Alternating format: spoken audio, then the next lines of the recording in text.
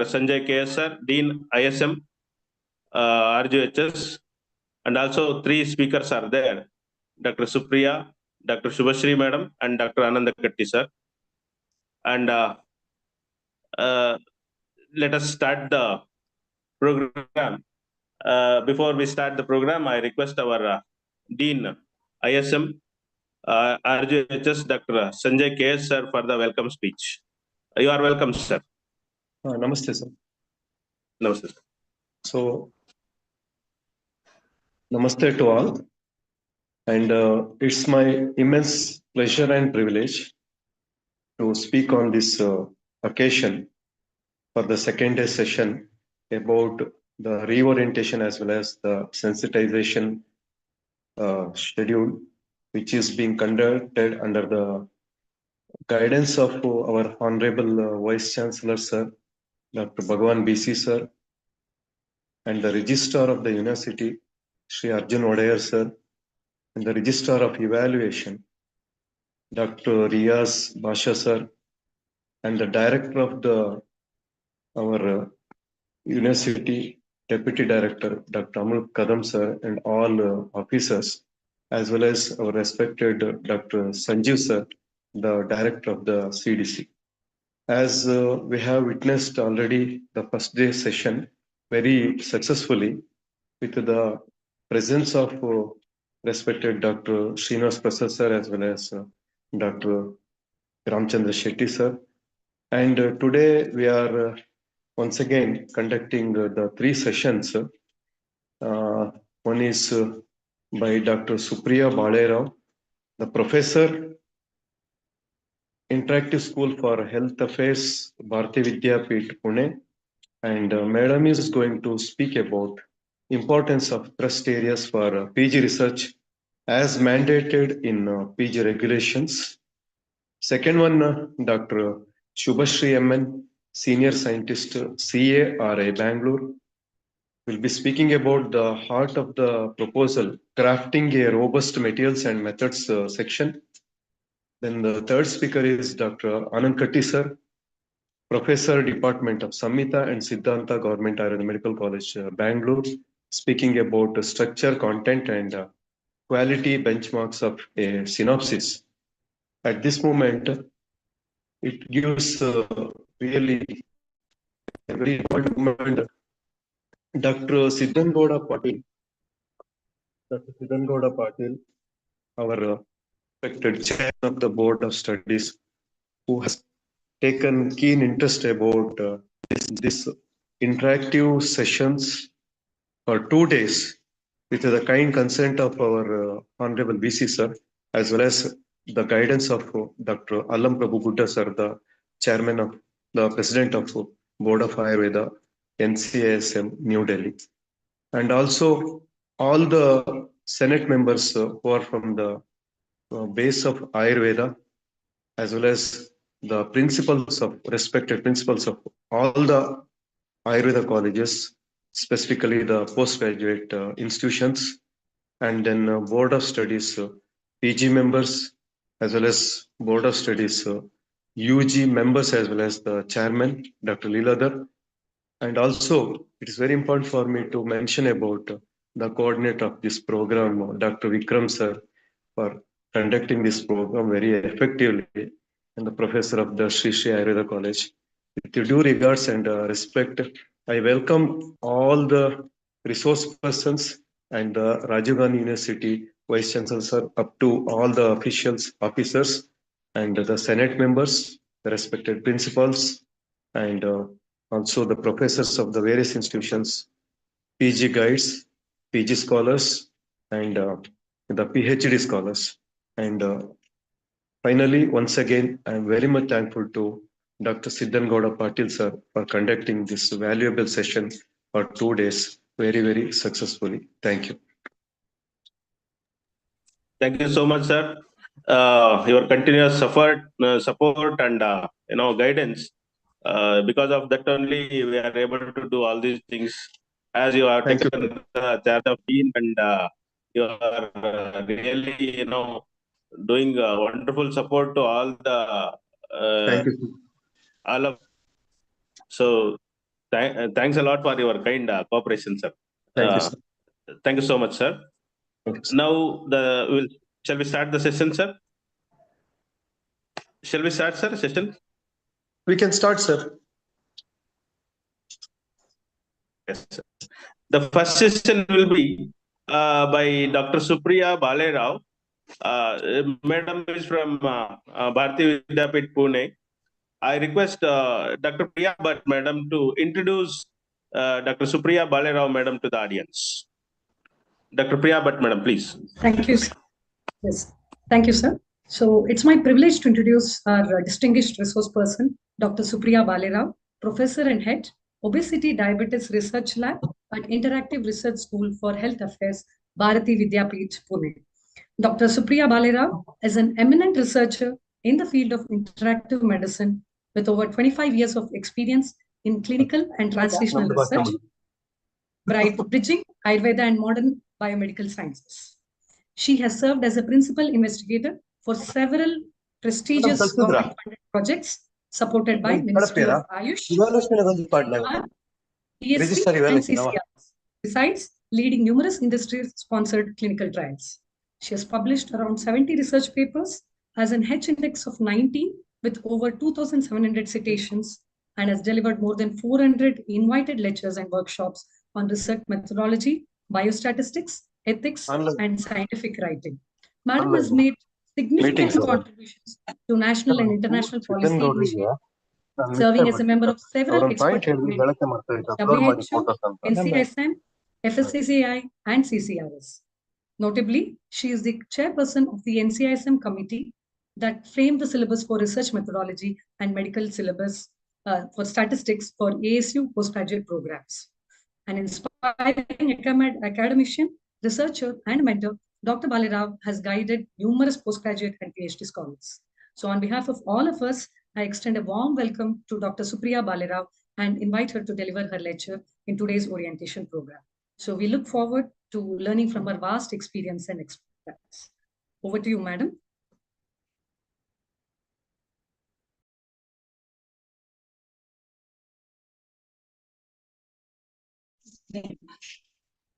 Thank you very much for this nice introduction. And before I start, I would also like to thank the authorities of RGUHS for inviting me here. And I can see that many assistant professors, associate professors, and even the principals of different colleges have joined for the session. So all of you.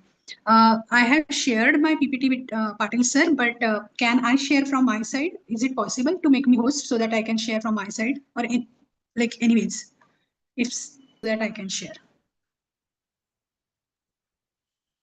You can share. You can share from your side also. Please share, madam. Okay. Madam, you share and continue.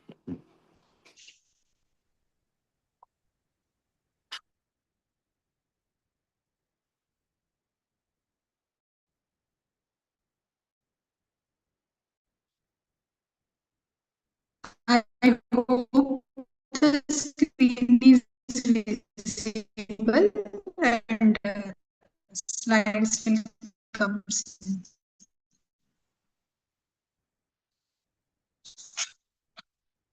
So I hope the screen is visible. Yes, madam. Yes, madam. Hello. Yes, madam. It is visible, madam.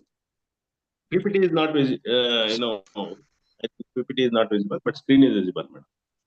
Okay, the screen is visible, I guess, and my voice is also audible. Yeah, now it is visible, madam. PPT. Now, can you see the PPT? Yeah, yes, madam. Yes. Because I have shared the PPT. Yeah. Can you see the PPT? Visible, madam. Yeah. Okay. So the topic which is given to me is, yeah.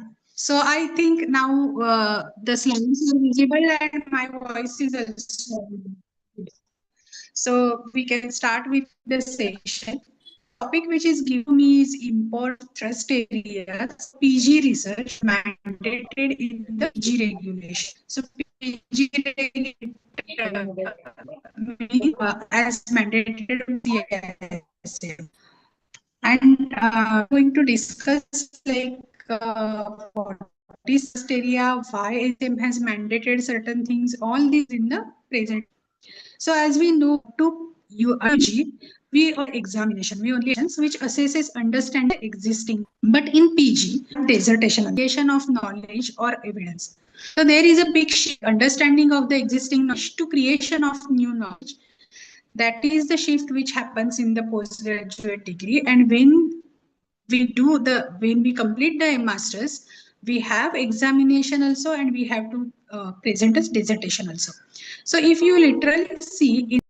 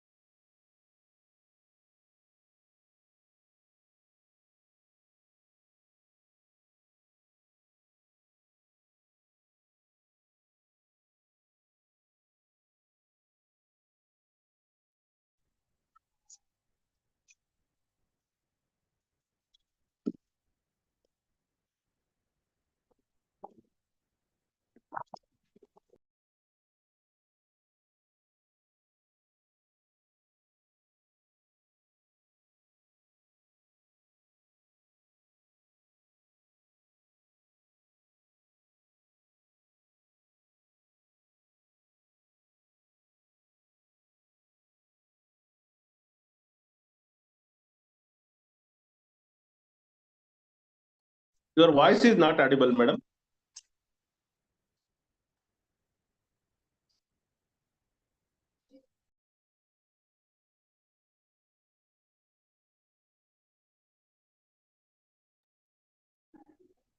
Supriya madam, voice is not audible, madam.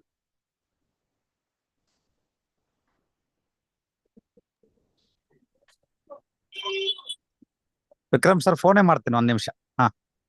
ಆಯ್ತು sir.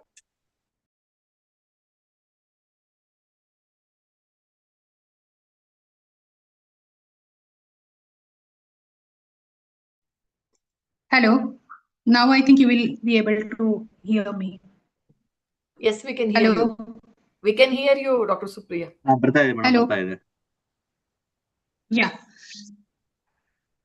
Okay. So in spite of having so much of importance on the dissertation, if we see like how the topics are actually decided, then there are common trends. First of all, it is senior students' work. Whatever senior students is easier for them. The synopsis is already ready. Just replace drug by another drug, and then the topic is ready. So this is how the most common trend is senior students' work. Second is easy to carry on because students do not really want to invest time and energy in searching a new topic. So easy to carry on. Then there is a new trend where buzzwords are used. If we say like I'm working on microbiome, then everybody feels like, wow, it is very nice topic and I want to work on that. Whether I know anything about microbiome or not is another issue. But it is a buzzword that everybody wants to work on microbiome. So people like to take, students like to take that topic. And lastly, me too research. That means if somebody has done something, I also want to show that I can also do it, or it is just like a replacement, as I said, senior students work. So if senior has worked on Arogyavardhini, I will work on Trifla Gugulu. Everything rest remains same. So it is a me too kind of research that I also can do, but it is actually half-hearted efforts. So these are the determinants of dissertation topics and how the dissertation topics are decided so far. But that's why, sorry. So that's why NCISM has brought a new syllabus, which is the whole revamp or revolution in the Ayurveda syllabus. And they have brought many changes in this Ayurveda syllabus, starting from that clearly defined competencies for each specialty. So when we say competency-based syllabus, it has not just spelled out in general competencies, but for each subject, each specialty, what are the competencies that have been defined? there is a greater emphasis on research methodologies. The whole syllabus is research oriented. This syllabus encourages digital learning and modernization. And lastly, there is outcome oriented clinical training. So there has to be some outcome at the end of your MD degree. That is the main idea behind this whole change in the PG syllabus. And along with this, another thing which NCISM has done is they have released a list of areas for research, which we can call as thrust areas for dissertation topics. So we all have seen this, and we all have gone through this research areas or the thrust areas which have been identified by NCISM, and that's why I'm not going to read the subjects which NCISM has highlighted, but just for sake of our understanding and to come on a common platform, let us understand what is thrust area. When we say thrust areas, what exactly it means? So thrust areas are the priority areas, obviously. They are very focused areas. So they give you some alignment with societal needs, scientific needs, economic needs, policy or mission. So priority areas which are focused and which can create some impact. So when things can come in policy and mission, obviously the research has created some impact. So thrust areas have these three common things like priority, focus, and impact. And that is how NCISM has released a list of thrust areas. And what is advantage of working in these thrust areas? That when we will do the dissertations within the thrust areas, they will be obviously relevant towards the real needs. They will generate impactful evidence, and they will be aligned with a greater vision, which is making Ayurveda global or making Ayurveda evidence-based. So that's why these thrust areas have been enlisted. Now, why should we insist on these thrust areas? Why can't we just leave them and work on whatever we feel as we used to do prior? So the students working on, if we do not insist on thrust areas, students will keep working on the related isolated topics, which will culminate into slow knowledge accumulation. That will be a wastage of resources, and probably it will have lower translational value. And that's why we should work on the thrust areas. And if possible, in a department or in institution, we should work within the same thrust area. So a department or institution can also decide its own vision or own thrust areas, that NCISM given this whole mandate, but the department or institution can have a specific vision or specific mission or specific thrust areas. So I know certain departments which are working continuously on obesity, or there are departments, I'm talking about Ayurveda colleges only, there are departments which are working on midday effect of different formulations, or there are colleges which have decided that for this particular year we will work only on gera or geriatrics. So all departments, all theses, all dissertations will be taken into area of gera or geriatrics. So this is like coming down from NCISM thrust areas to the institutional thrust areas. But when we work within the thrust areas, it creates stronger evidence, and it can generate, the stronger evidence can be generated over years.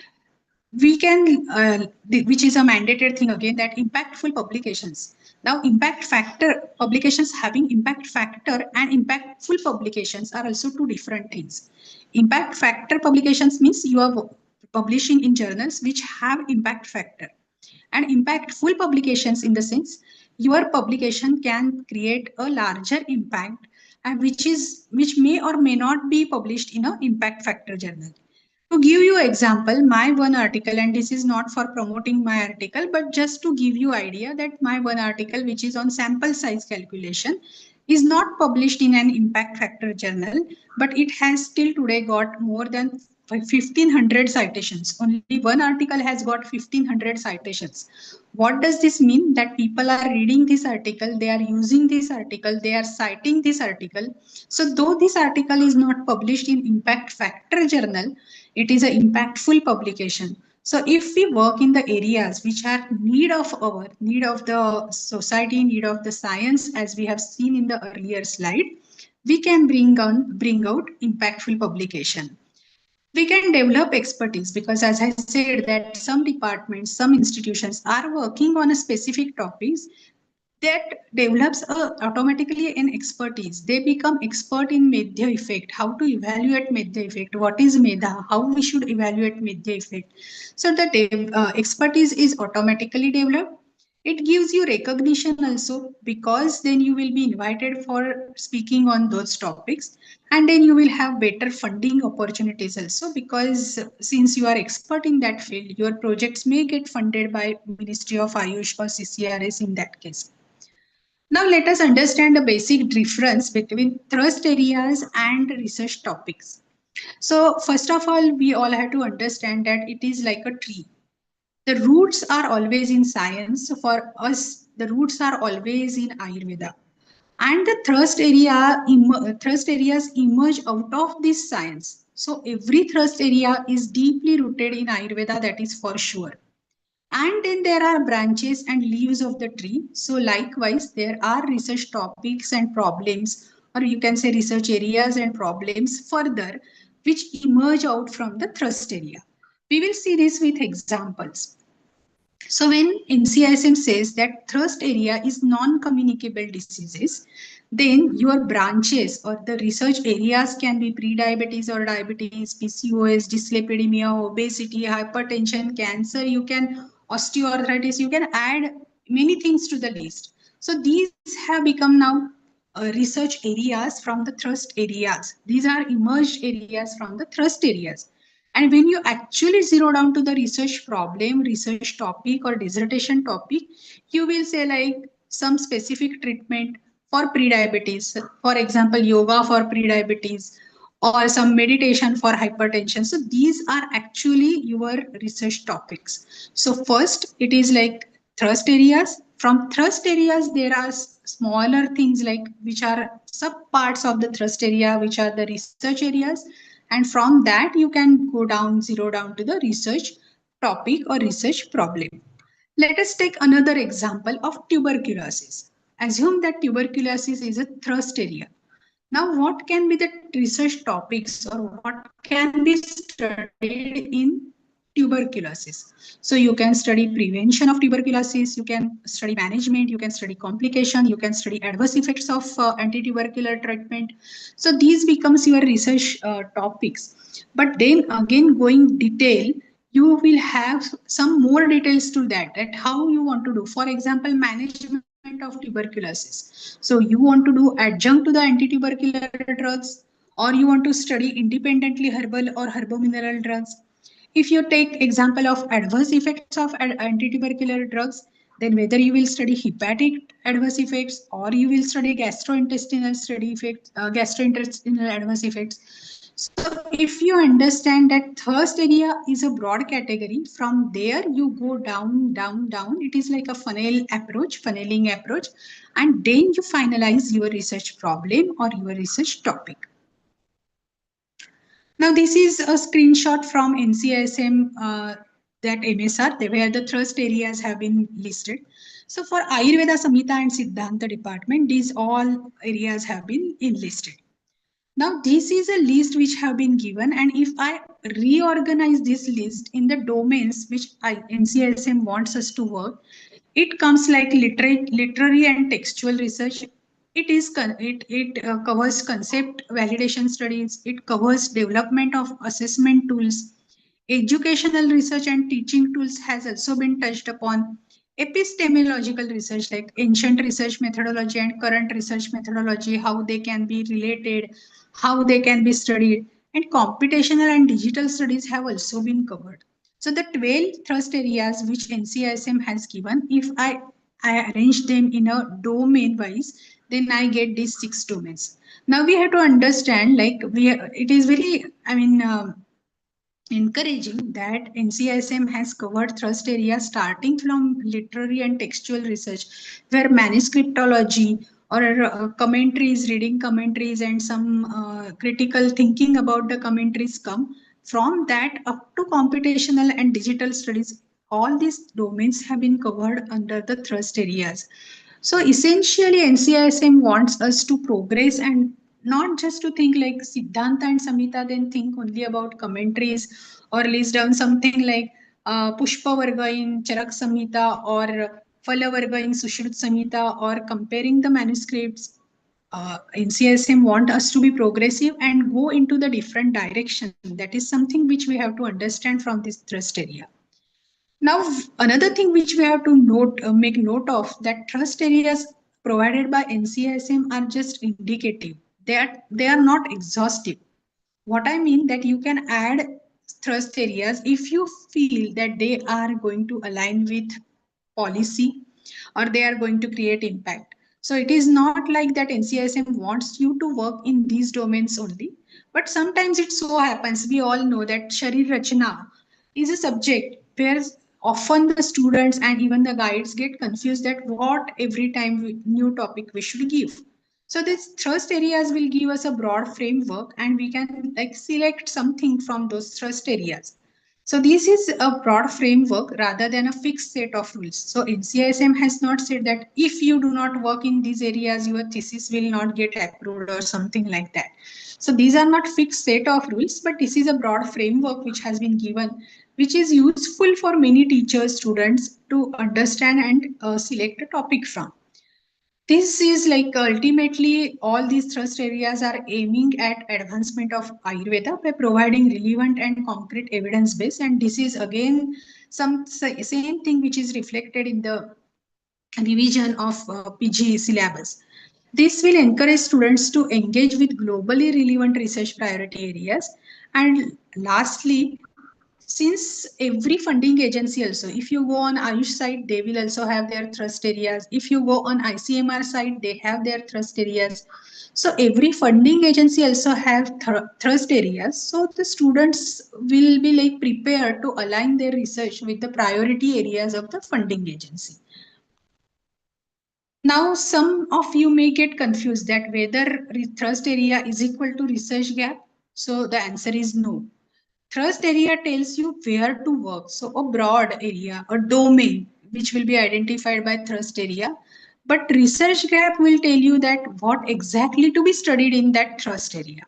So thrust area, as we have seen that NCD is a thrust area and there are many subtopics in that. And in each subtopic, there can be a research gap, which will tell you that what exactly has to be studied. So now you have got the whole map or whole direction like NCISM thrust area from that research topic. In that research topic, you can identify research gap and then finally you will zero down to the research problem or the dissertation topic. So this is the whole path how we identify the research topic, which is our ultimate aim or goal, that identify a topic for our dissertation topic. Now, since we have opened this topic of research gap, what is a research gap? So it is a question or problem that has not been answered by any of the existing studies or research within your field. So it is a very simple definition which is given by Miles team. And he has also listed different types of research gaps, which we are going to see in the next slide. But in short, research gap is a question or problem that has not been answered either completely or inadequately, which you can study in your research topic. So this is the meaning of research gap. And these are the different kind of research gaps which Mainsley has mentioned in his paper, like evidence gap. So there are some contradiction in the findings of the prior research. Yoga is useful in diabetes, yoga is not useful in diabetes. If this is a kind of evidence available, then there is a contradiction. There can be knowledge gap, that something has not studied at all. Then practical and knowledge gap, that means discrepancy in actual and advocated behaviors. Dinacharya is very good and Dinacharya has to be followed, and everybody knows also the importance of Dinacharya. But do people are actually following it? If not, then there is a practical knowledge gap. And what are the barriers? What are the determinants in this practical, actual and advocated behaviors can be studied? Methodology gaps. So variation in research methods. If you just change the research method little bit, for example, Snehapana before Panchakarma has to be given in a escalating dose. If I use same dose, then what happens? So this can provide you new insight. These are just examples. Please do not consider that I am endorsing them as a research topics. Then empirical gap, that means absence of observational verification to address conflicts or address any issue in that case. We say like Prakriti is responsible for determination or prediction of future diseases. But is any work done in this direction? If not, then it becomes empirical gap. Theoretical gap, that means various theoretical models available which are causing conflicts. What is CLOVE? So Sushruta Samhita has said this, Charak Samhita has said this, another Samhita has said this. So there is difference in the theoretical models and it may cause conflict sometimes. So we have to do some research and arrive at a conclusion what is CLOVE exactly.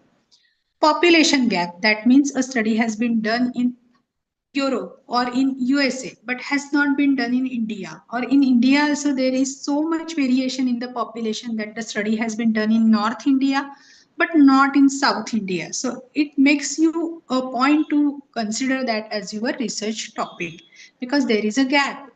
South Indian population has not been studied. This is specifically applicable if you are working on some genetic predisposition or even in that case Prakriti distribution, then it becomes very important that population gap. Now many of you might be knowing that CCRS has undertaken a project where they want to study the Prakriti distribution throughout India. So why this throughout? Because there can be different standards, there can be different distributions across the nation, and that's why it is necessary that we should scan or we should map the whole Indian population. So these are the 7 types of gaps, and we have to consider these gaps when we finalize our research topic. So what is the conclusion of the things which we have discussed so far? That although these are the conventional determinants of dissertation topics, which I have told you in the first slide, senior students was easy to carry on, buzzwords, and me too research.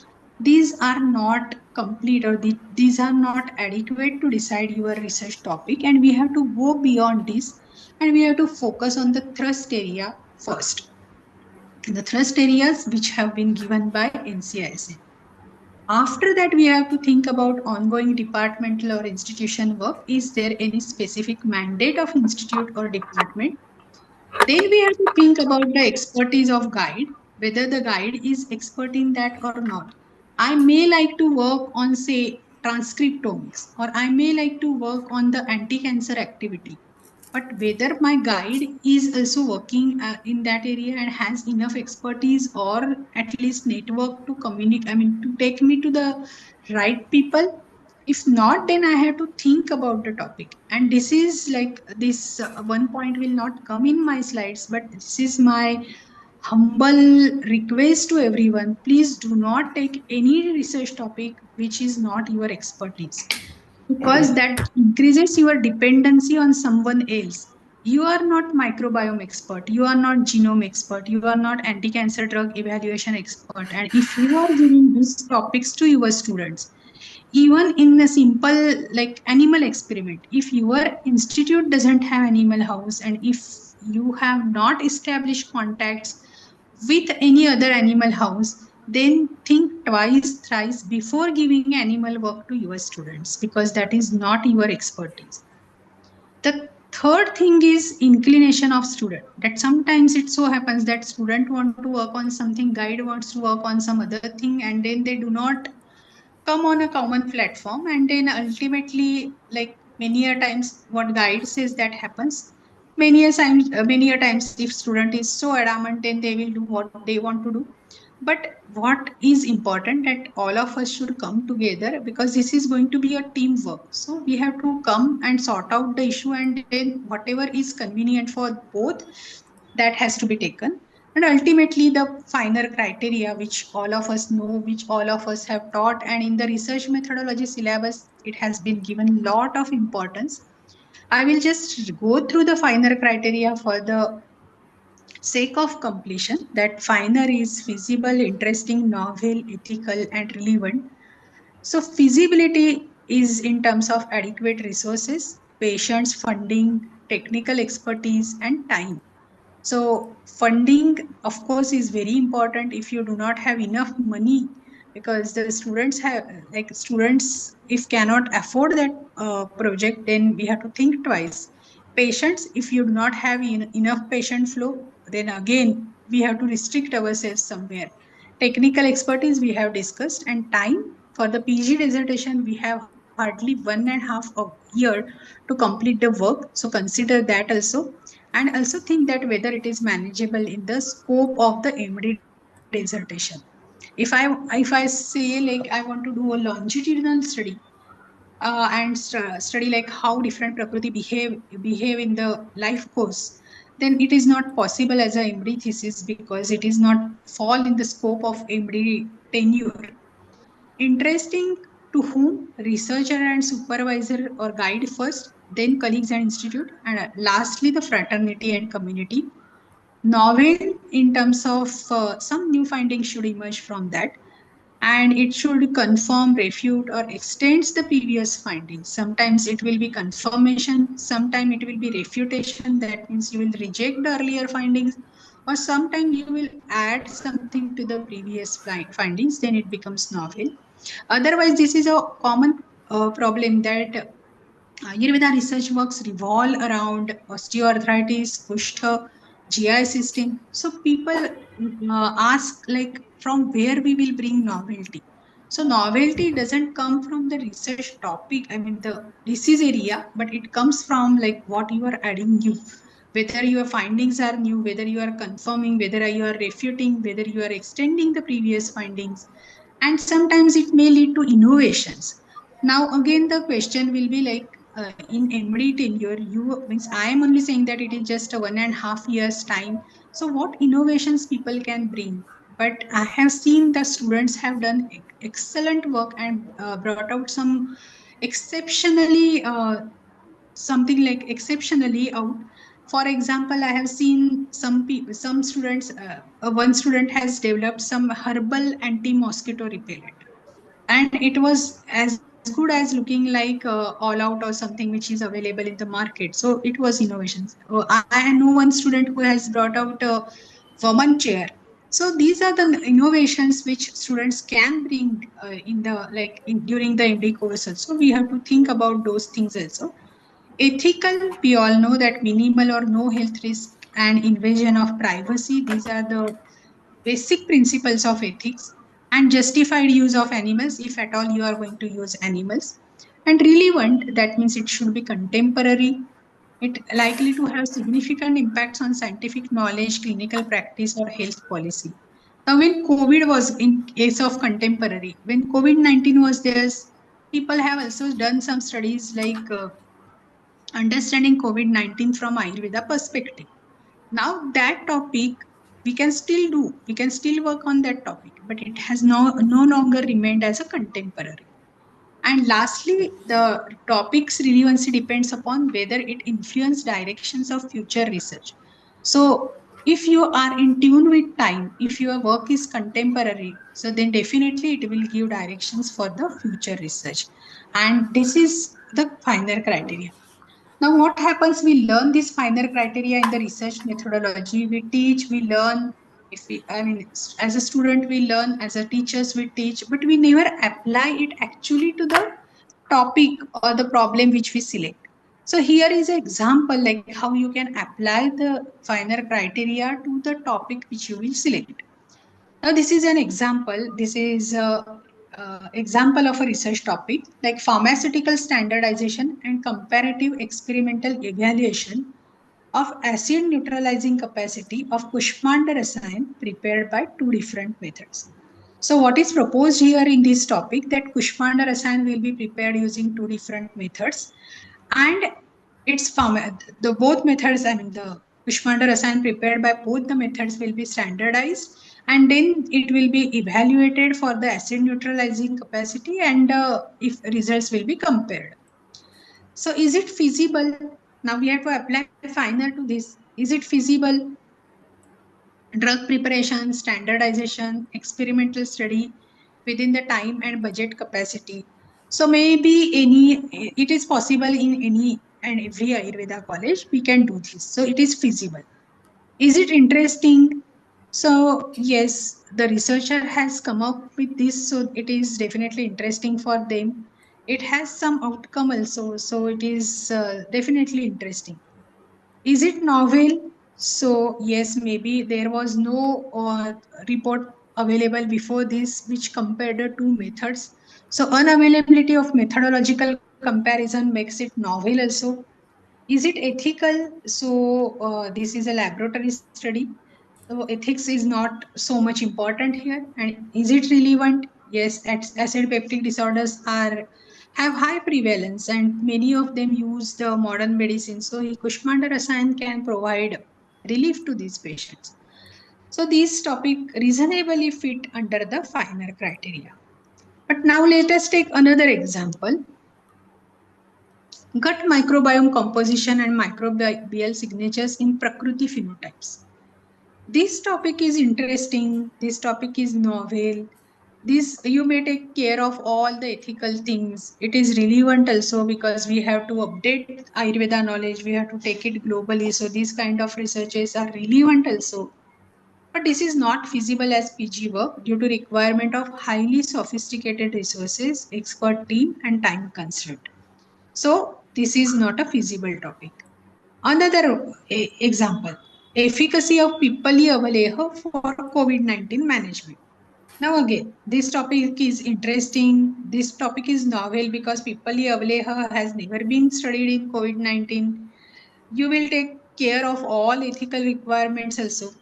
But it is not feasible as patient availability of COVID-19 is very low or it is almost nil now and not relevant as COVID surge is now past. It is nowhere like it is not existing now. So this is how when we select or when we try to like finalize our research topic, we have to apply final criteria. And after applying final criteria, then only we have to like prepare a synopsis and go for the next steps. So final criteria has to be followed in word and spirit also. We just learn it and we forget in the research methodology syllabus. We do not actually apply it in our practice. So this is a very important thing which I want to highlight here.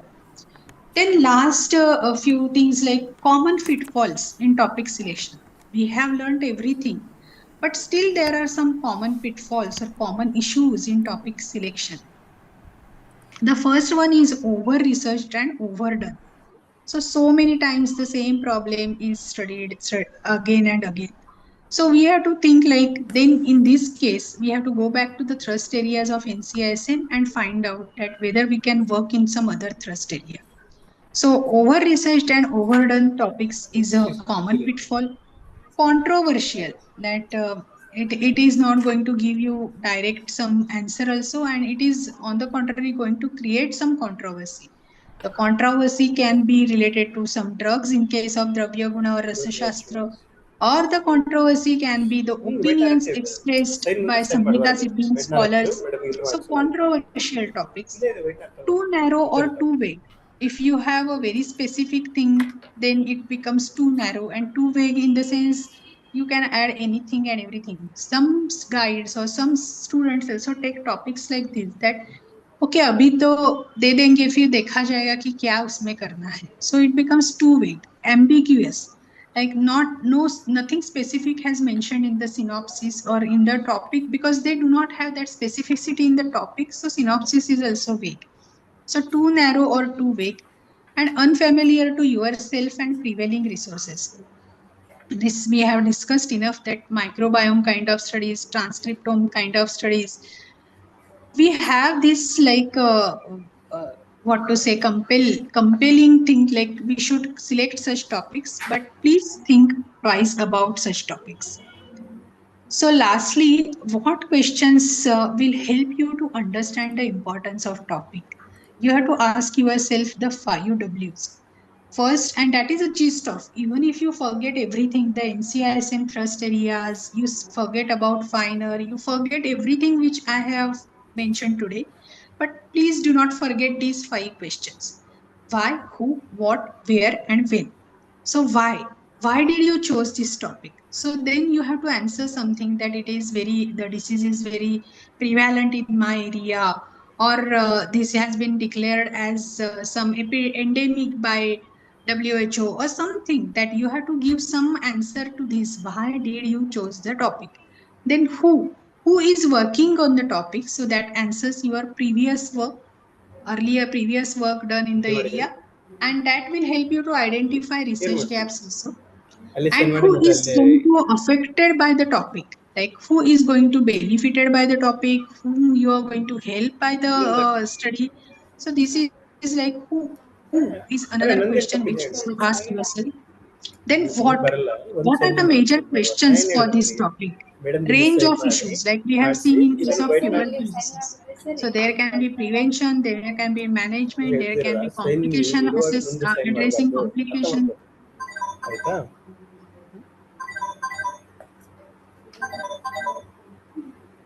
Sir,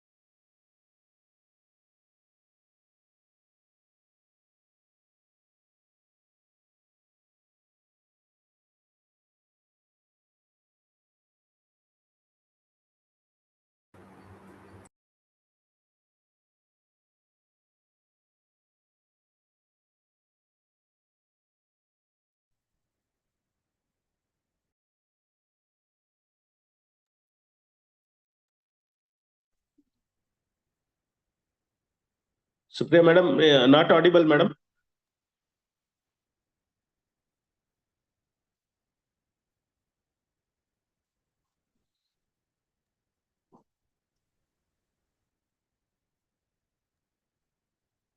Dr. Supriya madam, you are not audible.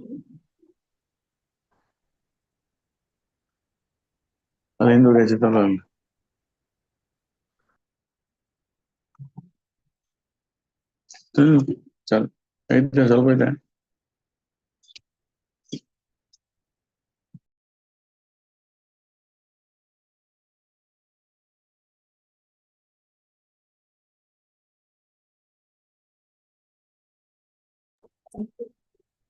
Vikram sir. Sir. Voice Sir, sorry, right? Madam, the phone busy there. Mostly 2 minutes wait, madam. Right. Yes, sir. Yes, sir.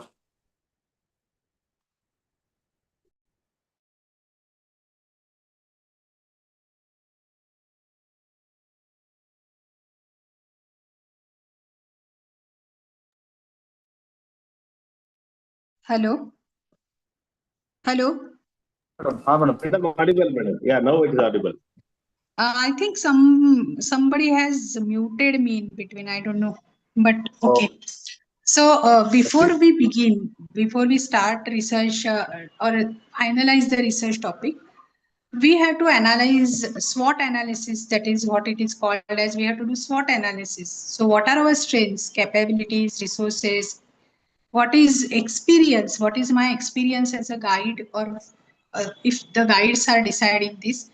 And what is my location, where I am situated? So if I am in a city like Bangalore, I have advantage because there are many national institutes. I can collaborate, I can take the help. But if I am in a remote place of Karnataka, this may not be possible. Then weaknesses. So what are, like, who is competing with me? What are my, like, if I take this topic, then what will be the competition for me?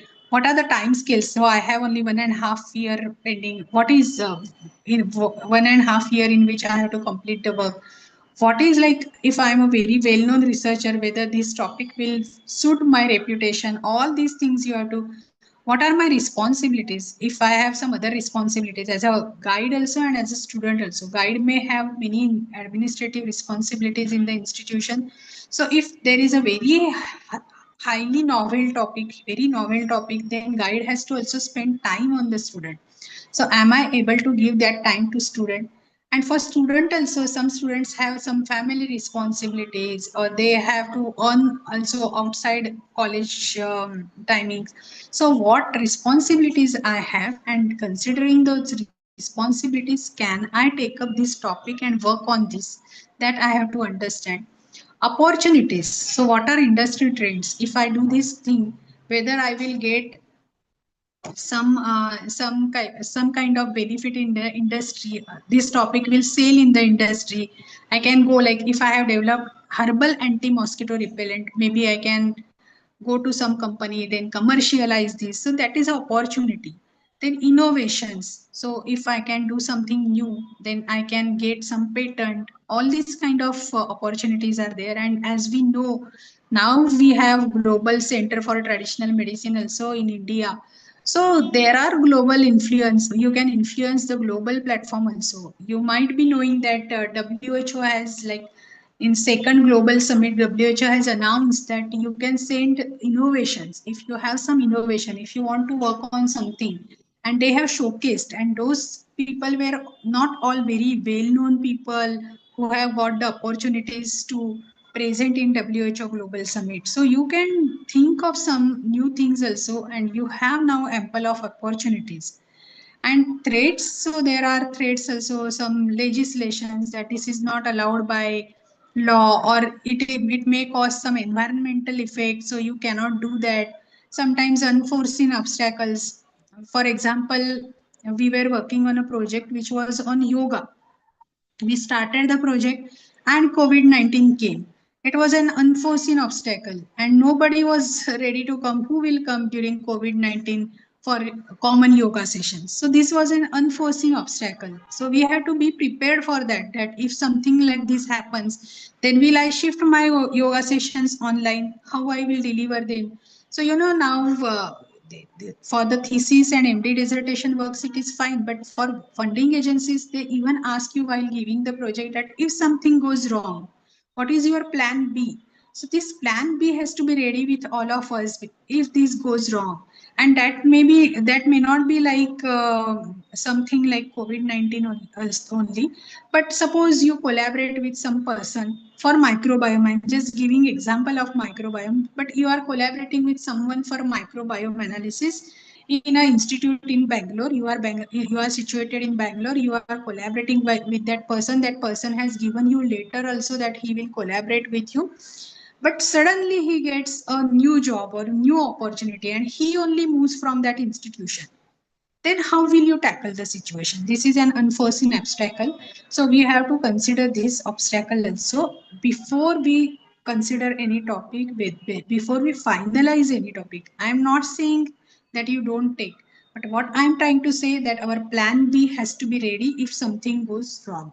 So analyze the topic, analyze the situation from all the perspectives of SWOT, and then you finalize.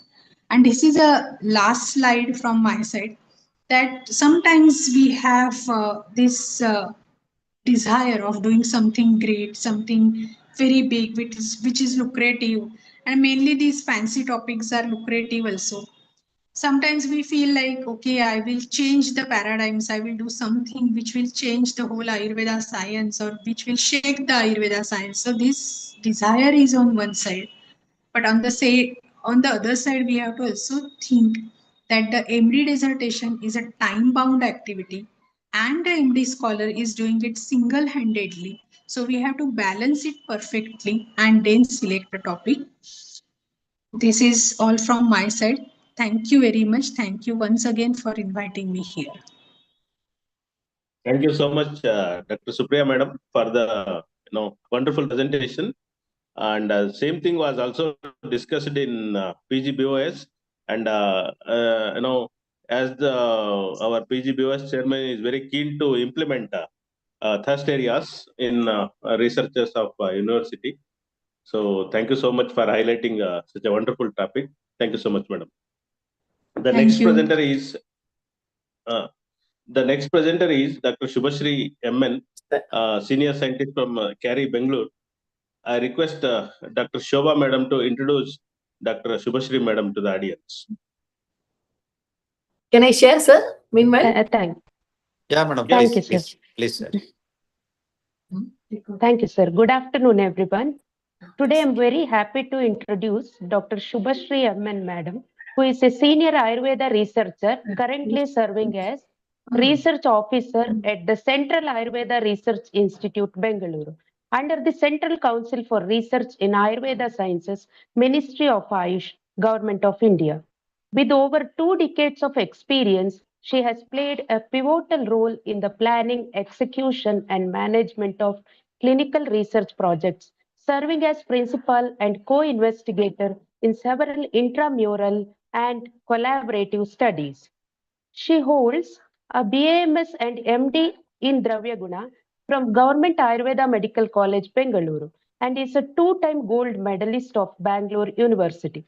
Dr. Shubhashri has successfully led and contributed to more than 30 completed research projects, with 17 ongoing, including flagship national initiatives such as the AMRA study and AYUSH-D program, in collaboration with premier institutions like All India Institute of Medical Sciences and other leading medical colleges.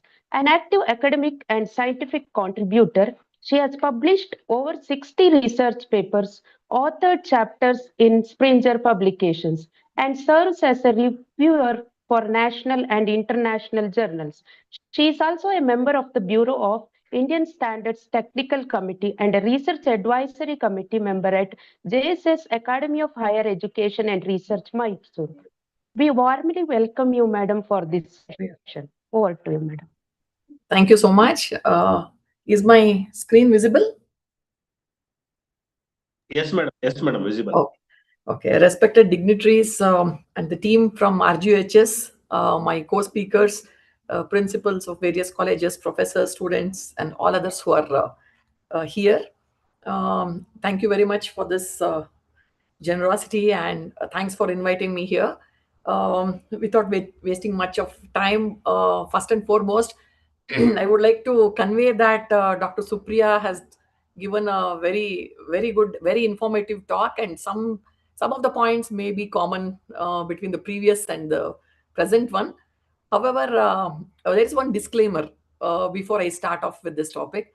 Dr. Supriya has given you the ground realities, Prithvi Mahabhuta Pradhana.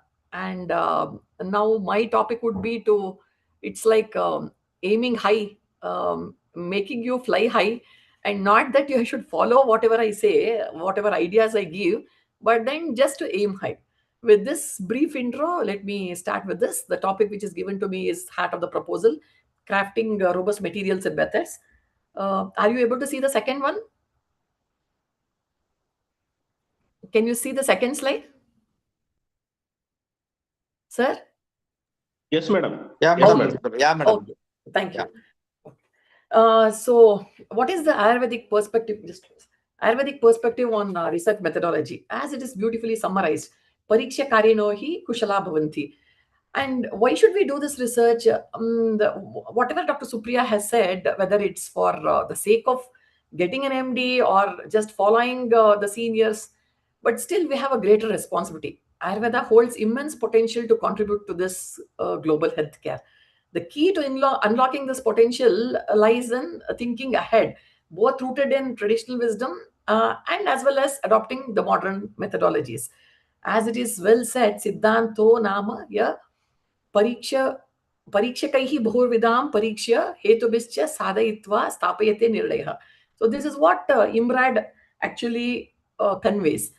So what is that you have to keep in mind? I'm not talking only about NCSM, but in general, when you are planning a study, we have to keep in mind some of the classical Ayurvedic principles with modern research methods. Because what's happened in some of the previous studies is that we try to fit into a circle and using the square, and there we fail. And also having a respect towards the planning, rational planning, yukti and pramana. However, it has to be patient-centric and a holistic approach. There has to be emphasis on individualized treatment also, and along with the alignment with the classical texts and contemporary scientific standards. Now, the essential components of these materials and methods are mainly the study design, study setting, participant selection, inclusion and exclusion criteria, sample size estimation, randomization, intervention details, outcome measures, statistical analysis, and ethical considerations. I may not be able to do much justice regarding the statistics. It needs a dedicated chapter and hours. So maybe till outcome measures, I'll be able to cover here. So as Dr. Supriya ji already conveyed, it's about feasibility, interest to learn, novelty. She has already given beautiful examples, so I'll skip off that. However, my main focus is on think differently. Narrow your topic, focus on a particular event, and then go ahead. So how do you plan for research, whether it is for UG, PG research, or in even in my state, being a researcher, having when you have to plan a new protocol for this, again we have to go through the same formalities: state the problem, devise a plan of action. What Dr. Supriya finally summarized, I'm starting with that. What are the questions? What will I do? How will I do it? What has happened already, and what does this mean? So finally, this would be the conclusion. So for this, first we start with the vague thoughts. Is there in any way that I can prevent deaths due to lifestyle diseases? Because that is very commonly prevalent here. So which one from the vague thoughts you narrow down to broad area, which one among these lifestyle diseases? And as we see here, diabetes is very prevalent. And then in that, multiple things, whether I should take epidemiology, prevention, treatment, whatever. And then most relevant domain, the commonly where the one which comes to our mind, new drug or combination of drugs or different dosage formulations, or the efficacy of safety of one drug versus another. Finally, you narrow down to one research topic. So issues under consideration, what is known, first we have to select what is known, what is lacking, and what can be done in this situation, how it can be done, how will it be different from the previous ones. The previous speaker also gave this example of yoga. We have also selected one such topic, the feasibility of integrating a structured yoga regimen into Ayurvedic treatment. As usual for selected non-communicable and metabolic diseases, this is a multi-centric health system implementation study in CCRS institutes. Why I have given you this example is, it's much easier said than done. When I was not into research, I was also thinking, why is it so difficult to plan a research? But then, as conveyed earlier by the previous speaker, it's not just the interest alone that could be there will be funds and many other things which come to picture here. So the feasibility itself is a main topic here. Though we try to implement yoga along with the Ayurvedic regimen, not many takers are there. So we are doing a feasibility study all over India. So where can I find these topics? You go through the journals, and then some of the thrust areas already has been conveyed here. So the thrust areas of the college or your department. So finally, you come into a conclusion. So just to give an example, something which was very prevalent during the COVID times. What is the research question coming to PICO? PICO is the commonest one. What is the problem? Hospital-acquired infections. So what can be the intervention? Frequent hand wash. So is there a comparison? You can have if there is one group who doesn't wash so frequently or using a mask and all that. Then what is the outcome? Is it a reduced infection or not? So we use this PICO question. Similarly, the application of PICO in some other situation. To estimate the prevalence of anemia, I often take the example of Bangalore since I'm based in Bangalore, please don't mind. To estimate the prevalence of anemia among women residing in urban areas of Bangalore, we see that most often people rush without having their breakfast and patients who come to OPD. So that is the example which I got. And to compare the prevalence of anemia among women residing in rural and urban areas of Bangalore district. And finally, effectiveness of A compared with B among women. Now, coming to this topics which are yet to be explored, it's I have already conveyed the disclaimer that this is just to give you an example, not that everything has to be followed, whatever I have given, just to give you some ideas. When we were students, we were just focusing on one drug, one disease, and that continued for a long time. So we just want to break that monotony and come out and think something different. When we go through some of the protocols, or when we go through some of the proposals wherein Spark and all these for evaluation when we get, we are very happy that students are thinking differently. They're coming out with very bright ideas. So these are some of the topics which can be explored yet, like Ayurveda and metabolic diseases. This is a major burden in India. We all know that. So what could be some of the research ideas are precision diabetes management. So we all know about diabetes management in OPD, diabetes management in IPD, diabetes management for a clinical trial. But how can it be made different? Say continuous glucose monitoring in Ayurveda, and then focusing on different areas like NAFLD, obesity, insulin resistance. And as Dr. Supriya already mentioned, gut microbiome and diabetes, you cannot implement all that in the college level for PG studies. You may need some external funding, like with some association with pharma industry, or through the PG Star. If you get some funding, only then you'll be able to carry out not gut microbiome, but such studies. What I mean is, okay. So continuous glucose monitoring in India. When I say this, we are thinking now, and already it has been published that continuous glucose monitoring device is already add-on effect of proprietary Ayurvedic medicine. This paper also has been published, and they have conveyed that around 7.4 to 5.4 decrease is there in HbA1c and all this. So in the known topics in a different way. And then Dravya Guna revisited. We all know one drug and one disease. Now, if we take the examples of Charaka Samhita, Bhumi Amlaki, which was mentioned there, was not mentioned for liver diseases, or in that matter, it was mentioned in the context of Khasa. But now we have various applications. Lajjalu for psoriasis. Lajjalu was mentioned for Rakta Pradhara. So it is drug repurposing of classical formulations, or it could be a reverse pharmacology or a novel dosage form. So it can be thought in different ways apart from one drug and one disease. Then integrative oncology, again, it has already been addressed. What I would like to convey here is, in collaboration with some institute which is nearby, that is also very important. I'll come to that point later on. Role of some Rasayana herbs in accelerating the tissue repair and lymphedema management in case of efficacy of Rakta Mokshana or Panchakarma in reducing the post-surgical lymphedema in breast cancer patients. If at all there is a sponsor, or the research topics can be taken up. I'm not talking about only PG studies. This is in general. Based on this, you can come to a conclusion. Then Jaloka, managing the malignant non-healing tumors. I think you all already know that Jaloka has been, even in modern medicine, Jaloka is almost used in some of the facial-maxillary surgeries, and its application is being appreciated. And also the pain and cachexia management. So here it is the cancer-related pain and reducing the dependency on strong narcotics. So it can be thought of in a different way, though not exactly. The studies can be planned on these topics. Similarly, AI-related. We live in this era where for each and everything, ChatGPT will be consulted, Siri will be asked. So Ayurveda informatics, digital repositories, electronic Ayurvedic health records. We already have hospital management information systems available in most of the hospitals. So clinical data mining. You can think in some way where you can contribute little bit.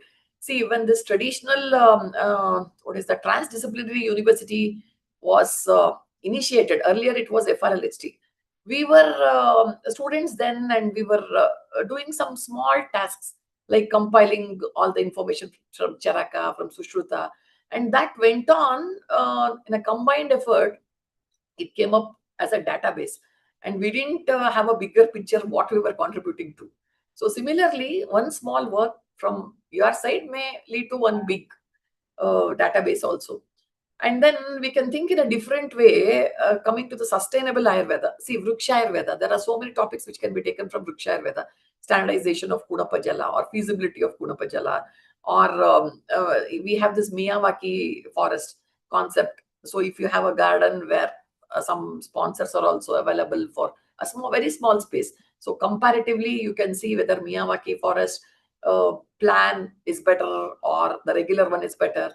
And then the carbon footprint of Ayurvedic hospitals. What do you do with that herbal wastage utilization? And then eco-friendly packaging and all this. So you can think differently. As I said, when we are evaluating some of the proposals from Spark or PG Star and all that, we are really very happy and also surprised that students are thinking very differently and aiming high. And also some of the public health initiatives, especially to tackle this lifestyle disorders and taking Ayurveda to school by distributing plants, and how they will convey to their family, how they'll make use of it, workplace wellness, community preventions, and also the Panchakarma. Now, see, metabolomic changes after Virechana and all may be difficult at PG level, but I'm just giving you the topics. And then, can you please mute? Sir, can you please mute? And then the inflammatory biomarkers before and after Basti. Why I am saying all this is, we don't have an explanation that it is doing good. What is the good? When you have some references, objective parameters, then we can confidently go ahead and say or define what is that good. It's if the patient is feeling good, in which way is he feeling good? Why is he feeling good? All that can be explained confidently. So Panchakarma and immunomodulation, Panchakarma and gut microbiome. Again, all this requires funding. Next is, sorry, this is repeated. And then coming to the healthy aging, biological age versus chronological age, Rasayana and epigenetic aging, and focusing on some aspects. Like we have one clinical trial, safety and efficacy of integrative Ayurvedic regimen against the conventional care in the management of mild neurocognitive disorders. It's a randomized control clinical trial. I'm not talking about randomized control clinical trial to be done for PG students, but I'm just sharing the topics to you so that you can get more ideas. See, this longevity with IASC, this is anchored by IASC. From past 2 years, there is a lot of work going on regarding longevity. That's because aging gracefully, just as earlier they were mentioning Pashyema Sharadashatam, Jivema Sharadashatam. So when you are living long, it should be a healthy living. So a healthy longevity is the buzzword. Now, gut microbiome I have already conveyed, and you have many resources already available. Most of them are tech savvy, so I think you already have an access for all this. Now, coming to the clinical trials, why are these clinical trials so popular, and why should they be done? Mainly with a focus on new drugs or treatment, new medicine or a new organization or new delivery system. See, earlier we had Thaila, now we have sprays also. So there could be a different way of delivery. There could be new methods of prevention, new programs for screening. So all this I've taken along with the screenshot so that I can convey that these are taken from ICMR. And now coming to the research study design, what is that which is important is a specific plan. See, most of the cars that you see on the road are 4 to 5 seaters, but then each car varies. Though the seating capacity is same, I mean, I'm talking about a small car, still the design varies. The same can be applied here also. The study design is a specific plan or a protocol for conducting the study, which allows the investigator to translate this conceptual hypothesis into an operational one. So careful planning is needed with a clear foresight to avoid errors due to the poor planning. Otherwise, we end up, and then you'll have to think about solutions. So need and importance of research design. Basically, aim, purpose, motives, and plans. As already mentioned, location, time, money, availability of staff, all are important. When you start planning for research, we can understand. I'll just give you one example that we have earlier we had collaborated with government medical college, that is Bangalore Medical College, for 2 clinical trials, and then we shifted away from the city. That's around 20-25 kilometers away from the city. But then if the collaborative institute or the designated lab is away from the institution, then it is very, very difficult and a tedious task to take your patients all the way. So each and every word, whatever I have mentioned here, whether it's the location or time or money, even for your patients, time is money. So they'll not be able to spare more than an hour, even if you want them. So practical constraints have to be thought of. So plan before the data collection and analysis of the research project. Next, there are different challenges. Some of them have already mentioned by Dr. Supriya. However, see, individualized interventions is a common challenge in Ayurvedic research. In government OPDs, usually what happens, one common medicine will be available, Nishamalaki Churna or maybe Chatra Prabhavati, which will be commonly prescribed for many of the diabetic patients, since that will be the only medicine available along with other medications from outside, if at all they can afford. But here, it cannot be the same.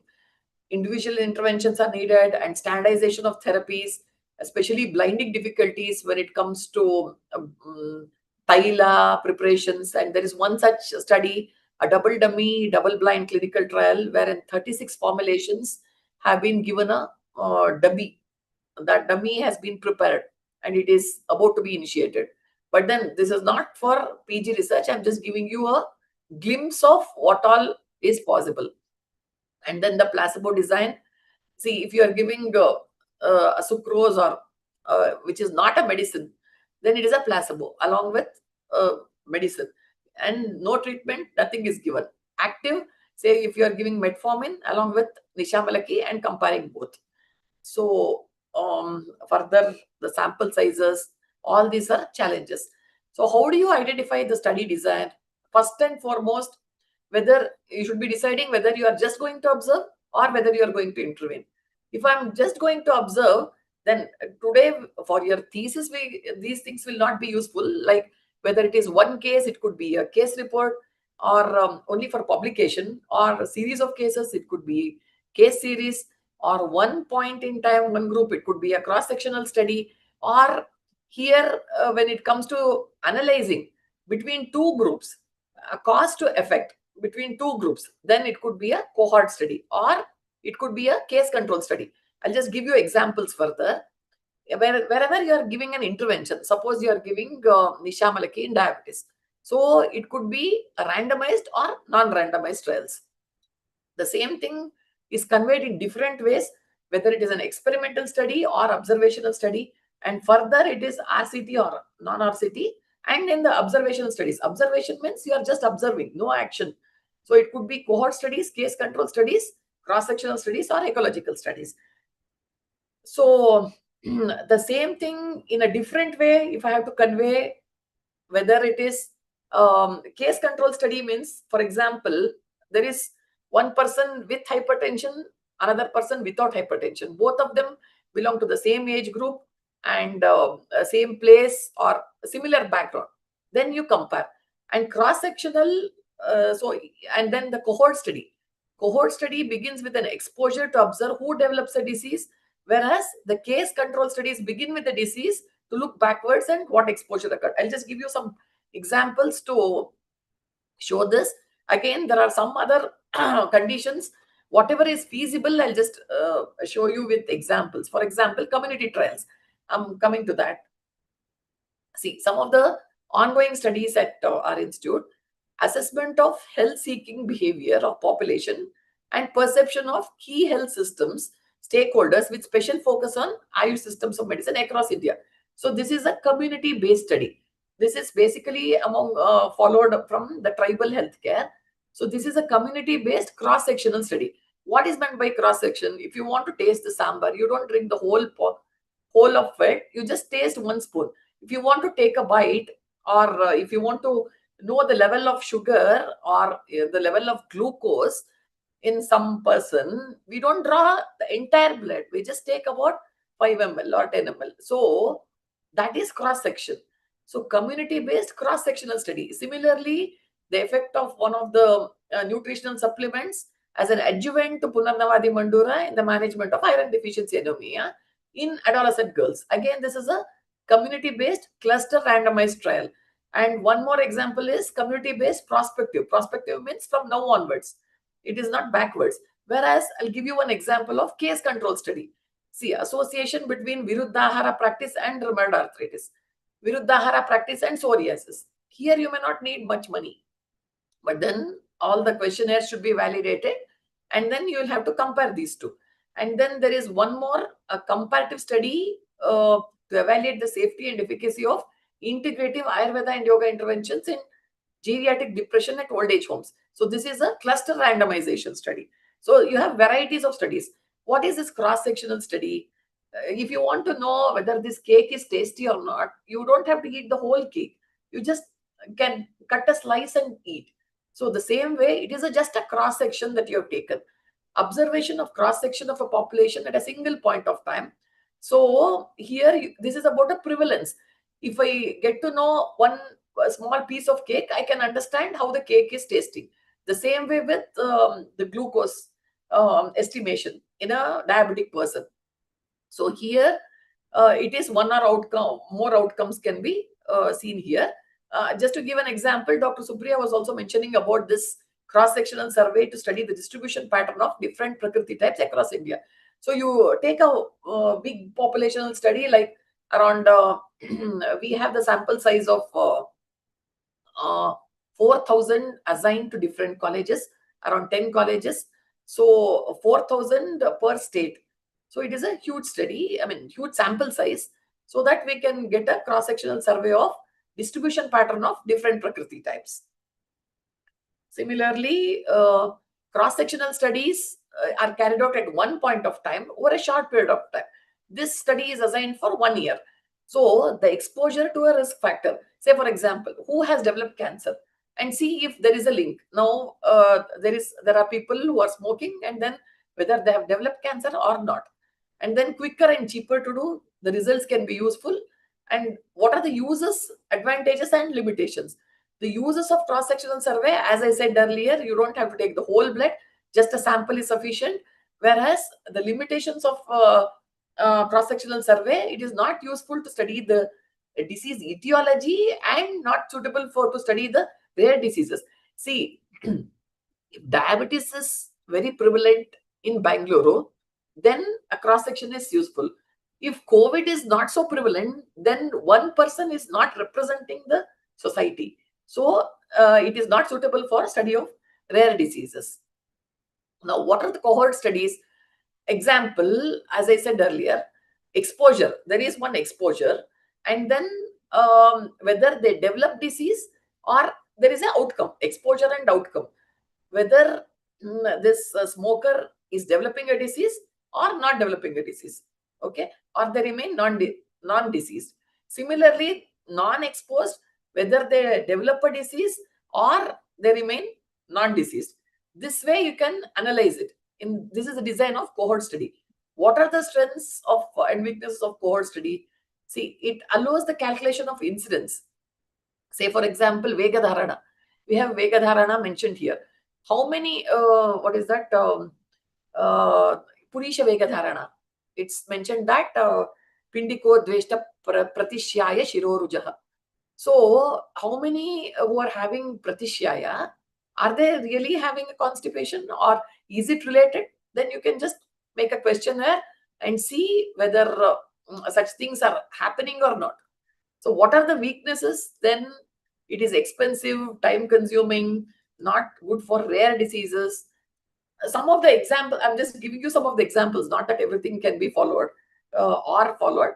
You can think in similar directions. And then screening trials. Screening means testing people for early signs of cancer before they have any symptoms. So this can be for a group of people who have higher than normal risk. So epidemiology studies also can be planned in this way. Next is ecological study. Ecological study is, say for example, what is the average intake of fat in Bangalore and its relation with the cardiovascular diseases, incidence of cardiovascular diseases and diabetes mellitus, and how it helps to develop a hypothesis. Say for example, is it because they have a high capita income and then consumption of fat will be more and then they're developing cardiovascular disease? So this is also a kind of observational study where the unit of observation is a group, then It's not a single person. So it is highly cost effective and useful for generating the public health data.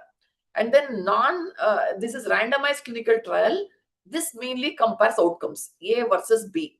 So I'm just giving you examples here on some of the studies which are being done here. They are very expensive and cannot be really implemented at, for PG studies, but you should have an idea whatever you can do further.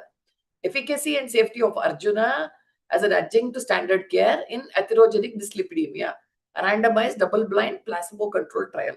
And again, this is double-blind, double-dummy prospective randomized controlled study to evaluate the efficacy of classical Ayurveda. See, I'll just give you this example. In the second study, Ayurvedic medicine will be compared with allopathic medicine, methotrexate and folic acid, for a period of 9 months. And this will be like a OPD study. You are free to give any of the 36 interventions. Say somebody has a fever on a particular day, you can give Amritarishta. Somebody has more of Shota, then you have Simhanada Gugulu or Gokshuradi Gugulu, Punarnavasava. And say somebody has loss of appetite, you have Hingvashtaka Churna. So 36 formulations are there and 36 dummies are also made. So here what happens, I'll be getting allopathic medicine with Ayurvedic dummy and another person will be getting Ayurvedic medicine with allopathic dummy. And then finally it is a double-blind trial and finally it will be compared. All these things will be useful when you come to conclusions, not at the PG level, but if you have an idea what can happen, at least you can plan further. Similarly, safety, efficacy, acceptability, tolerability studies of maggot. Probably you wouldn't have heard about this much. You know about Jaloka, but maggot debridement therapy in Madhumeha Janya Vrana. This is also a randomized controlled pilot clinical trial. So what are the advantages and disadvantages of RCT? Advantages are, that is called, this is, the RCTs are supposed to be the best, only effective method known to control selection bias, controls confounding bias, and facilitates effective blinding in some of the trials, and mainly the advantages of cohort studies. But disadvantages are they are complex and expensive, and then ethical challenges are also immense. Now, coming to the study population, which are the group that you have to target? Population means, see here, A means the population, general population. B is target population. And then C is eligible population. Say, for example, A is population of Bangalore or Tumkur or wherever. And then target population is those who have diabetes. Eligible population, among them may be, for example, 5 to 7. If their HbA1c is between 6.5 to 8. Okay. And then among them, there will be so many who doesn't fit into your inclusion criteria. Maybe they have, say, hypothyroidism. So that is an exclusion criteria. So finally, you will be taking only D. So as I said earlier, you don't have to take the whole blood. You just take a sample. So similarly, it is a group of individuals from the eligible population who can participate in this study. So what are the inclusion criteria? These are characteristics that fulfill the need of researcher for the study. Used to focus on certain demographic parameters, clinical characteristics, and geographic consideration. And what are the exclusion criteria? This is to eliminate expected bias, confounders. See, for example, though you want to do some studies, there are some ethical issues when it comes to pregnancy. You cannot have that as your study population, or maybe mentally challenged, or there are so many other criteria and so many ethical issues are there. So too much is too bad always. Too much inclusion, then your study will enroll heterogeneous sample, but there is a great risk of confounding variables. Whereas too much exclusion, then there is homogeneous sample and you are not close to reality. So it has to be balanced. What are outcome measures in research? You cannot say I have given the medicine and they are feeling good. What is that good? That good has to be described in terms of outcome measures. These are the standardized tools or metrics used to evaluate the impact of intervention. What are the types of outcome measures? Say clinically, physiologically, or objectively, you can present that blood pressure was so and so, now it is so and so, and the lab values, or the tumor has shrunk, the fibroid has shrunk, and all that. Or it could be a patient reported outcomes the data collected directly from the participants about symptoms, quality of life and all that, or performance based, say maybe the cognitive assessments, or you make some ask them to walk and do some test, or it could be economical, like Ayurvedic treatment is much better or cheaper than allopathic treatment, or such things. So outcomes, they are used for decisions, research and quality assurance. If you have to classify them, it could be the disease specific. For example, OMAC scale is used for pain assessment, osteoarthritis. It could be generic, like quality of life assessment. You are using the SF-36 in different types of diseases. So based on this, it is classified. Then there are primary outcomes and secondary outcomes. Primary outcome is only one. A trial should have only one primary outcome. What is that? That is the main question the study is designed to answer. Secondary outcome, the additional questions that support the primary. See, primary outcome is whether there is a change in HbA1c when I have given Nisha Malaki. And secondary outcome, along with that, is there reducing or is it FBS, PPBS or SF-36 is influenced, or it could be what else can I say? Values, lipid profile. Are there any changes in the lipid profile or the waist measurement? All this will come under the secondary outcomes. And validity and reliability. The consistency of the measurement. See, what is reliability? Whether a person is reliable or not. Does the same way here, does the tool yield the same result when administered multiple times under the same conditions? And what is validity? Does the tool actually measure what is it is intended to measure? So that gives that. So what are the methods of data collection? What was the tool used for your data collection? Whether it was a questionnaire was open-ended or closed-ended, and there is a checklist, whether it was validated, and whether the questionnaire is administered by you or interviewed by the investigator, or else the patient himself marked there.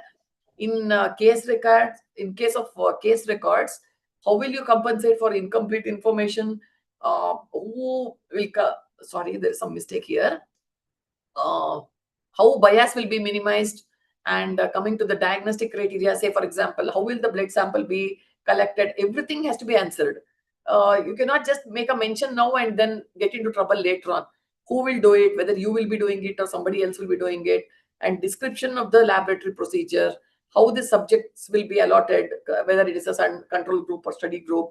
And if you are doing a clinical trial, then CTRI approval is it obtained, and what will be the intervention done, how many follow-ups will be there, when they'll be called for, and the follow-up visits will it be there or not.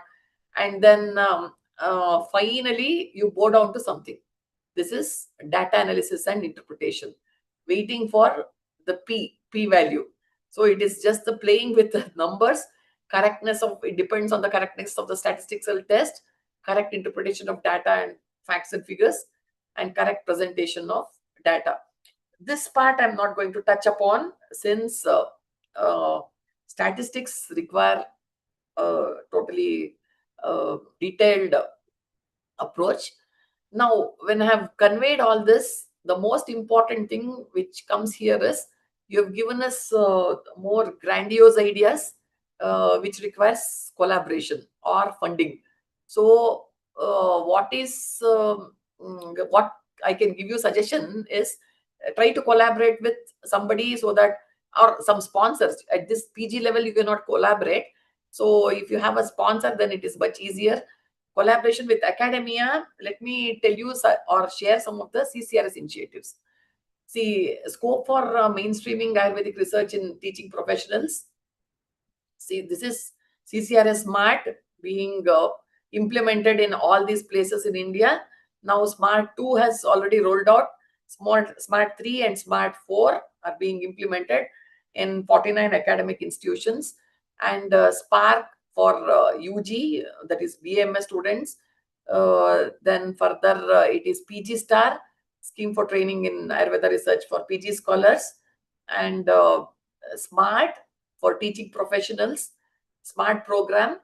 Then apart from it, it is the training of Ayurveda research methodology and statistics, that is ARMS. So these are some of the initiatives from CCRS.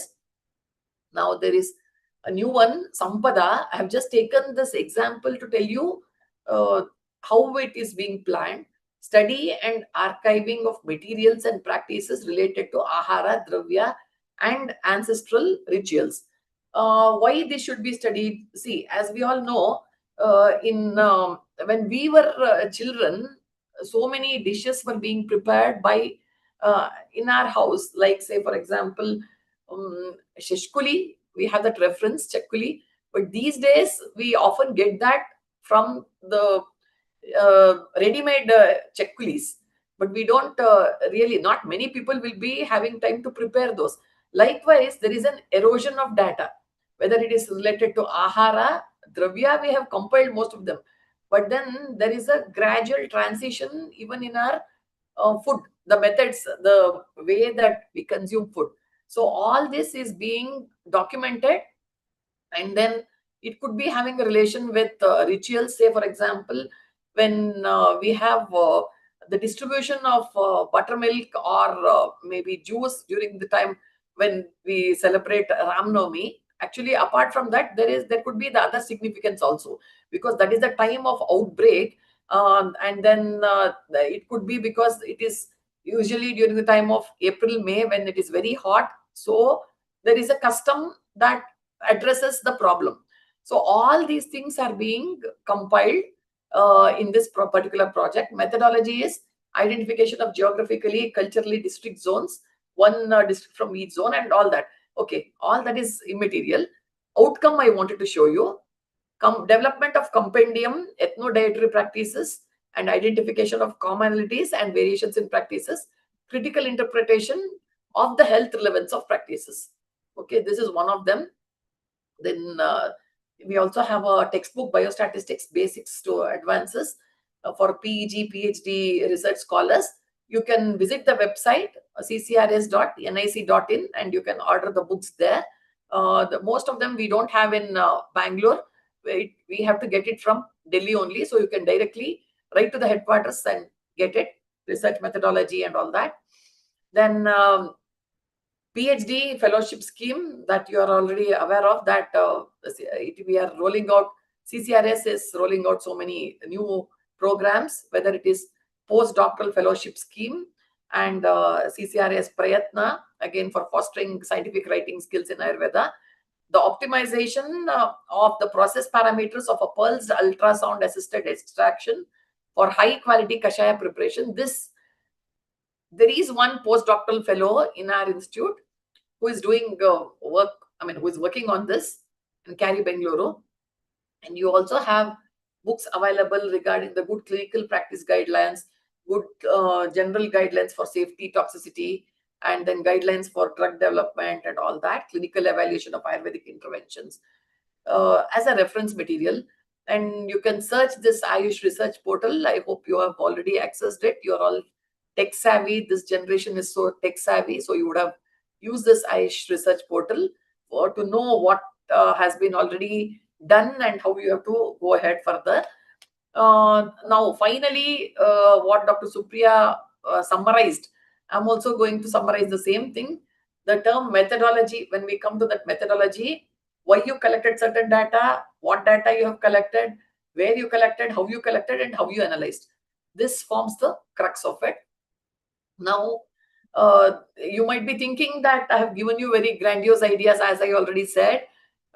Maybe if you have under this RGUHS, you have some pharmacy colleges, or if you have something like Parul University, or I'm talking to RGUHS people I know, but I'm just giving you example of Parul University, where you have many different institutions under the same umbrella, so that you can have some collaborations. One can be working on, say, for example, Nisha Maliki in Madhumeha.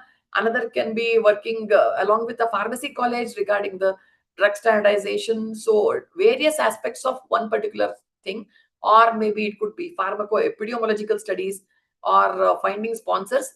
When I said finding sponsors, I'm not talking about only CCRS. When I was doing my PG, I had approached IISc and I could get, I don't exactly remember what scheme was it, but then I could get a sponsor there also. And along with that, association with BIS, and then CCRS, PG Star, Smart Projects and all that. Even BIS is coming to the institutions to get some standardization work done by collaborating with the institutes. So you can also avail such facilities. And different colleges working on various aspects of one drug or one topic. Now what is happening is it's all fragmented approach. So each one, the other one, right hand doesn't know what left hand is doing. So unless everything is finally done, I mean, the research is completed and then uploaded on the website, only then we get to know that this work has already been done. Instead, if one college or maybe different colleges come together, then just as we have this multicentric approach, you can also plan something ahead. So with this, actually, I'm not much into academics, but I can just convey that just like this elephant being approached from different ways, and each one thinks that is the ultimate or that is what is reality. But then there is a bigger picture. So we can always aim at that, and coming together is always considered as progress. So just to give you some examples, why I have shared all this with you, just to know that what is happening in the field of Ayurveda and where we are, so that we can bridge this gap also. Not that everything has to be planned at the PG level itself, but then you can always aim high next when you take up the next job. See, a study by Center of Genomic Applications in India showed that Kapha, Pitta, Vata types have distinct genetic expression. So this future research in Ayurvedic genomics could lead to development of personalized preventive healthcare. Now, when we were UG students, we didn't have RGUHS and we didn't have all this VC facilities. So we were not aware of what is happening. And though there was a center in Bangalore, we didn't know that what is happening in CCRS unit in Bangalore. But now, since you all have the access towards all this, I just wanted to share that so many things are happening in the field of Ayurveda, and you should all get encouraged and motivated. So the integration of artificial intelligence, AI-powered diagnostics, AI-powered treatments, predictive medicine. So companies like Ayruveda have already developed mobile apps that allow users to assess the dosha imbalances through pulse diagnosis and AI techniques. And Ayurvedic bioinformatics, there's a potential to decode complex Ayurvedic formulations using the computational models, enhanced databases. So I just want to leave this key message. We should not be stuck at one disease, one drug model. We can still improvise or think beyond that. I know there are so many things which box us down, but at least something to aim high should always be there. Ayurvedic pharmacology databases can be enhanced using the bioinformatics to predict drug interactions, toxicity levels, and synergistic effect of polyherbal formulations. And pharmacovigilance is also one such topic which is just gaining momentum now. So with this, I want you all to be very smart when you have this, when you plan your research. Be specific, measurable, attainable, relevant, and let it be time-based. If you want to achieve results never before accomplished, we must expect to employ methods never before attempted also. With this, I would conclude, and I thank the organizers for giving me an opportunity to share my views. Thank you. Thank you so much, madam. It was a really wonderful presentation with your vast knowledge in research in CCRS and KRI Bangalore. Really, it will be very helpful to our new budding research scholars of our university. Thank you so much, madam. Thank you, sir. The next presentation will be by Dr. Anand Katti sir, who is really a great scholar and also very well experienced in research and all. I request Dr. Arhant Kumar sir to brief about Dr. Anand Katti sir. Thank you, Dr. Vikram sir. Am I audible, sir? Yeah, you are audible. Yes. Respected dignitaries, esteemed faculty members, and dear participants, it's my privilege and honor to introduce today's distinguished speaker, and my teacher, Professor Anand Katti sir, who has been my respected teacher and mentor. Dr. Katti sir is currently serving as Professor and Head the Department of Samhita and Siddhanta and Samskrita, Government Ayurveda Medical College, Bengaluru. He holds BAMS, MD, and MSc in Clinical Nutrition and Dietetics degrees, along with several specialized certifications in medical education, assessment, and quality assurance.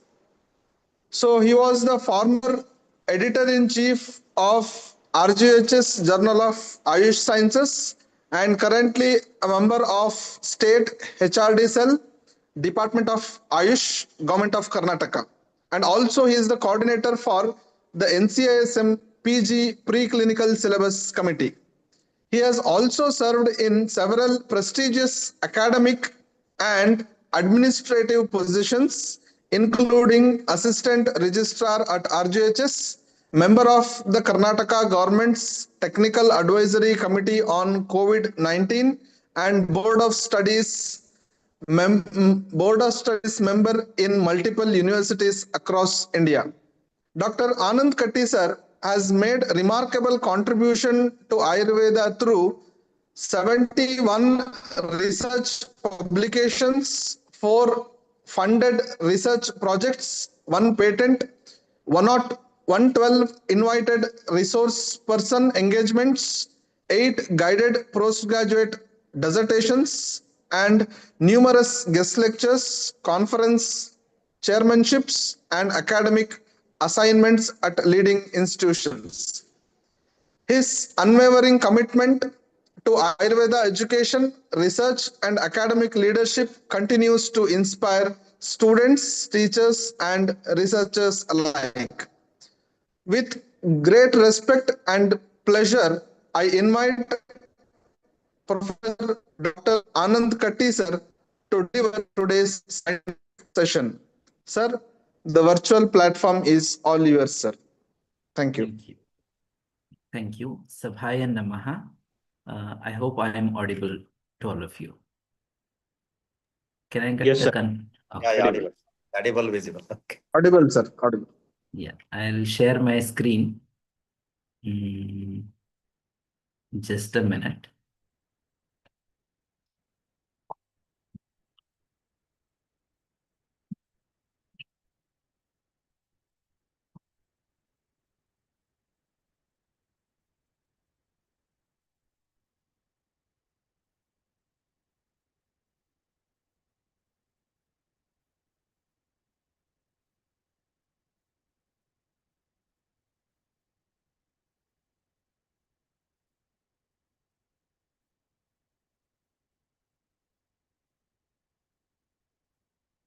The slides are visible Yes, sir. Yes, sir. and the slides are moving. Yeah. Okay. Yes, sir. Yes. Thank you. Thank you for confirming. Yes, sir. Thank you, Dr. Arhant, for giving me such a bigger biodata of mine, and Dr. Vikram sir for inviting me to this session. I also acknowledge my dear friend Dr. S.A. Patil sir for taking this initiative of conducting this program, which is very timely because 30th of this month is the date when all of our PG students are going to submit their synopsis. And ironically, that happens to be the date when PhD scholars are also going to submit their synopsis. And hence, this session or this program, which is sensitizing or orienting them about what the university views as far as the protocols or the synopsis is concerned. So I congratulate RGHS, I congratulate S.A. Patil and every office bearers who are holding this, who are shouldering the responsibility in conducting this program. The topic that has been given to me happens to be the structure, content, and quality benchmarks for research synopsis. So we basically look into what are the key aspects that should go into synopsis and what is their importance, how should they be crafted. So we'll be spending around 30 to 40 minutes discussing on these aspects. Now, before, let me begin with why this session. Now,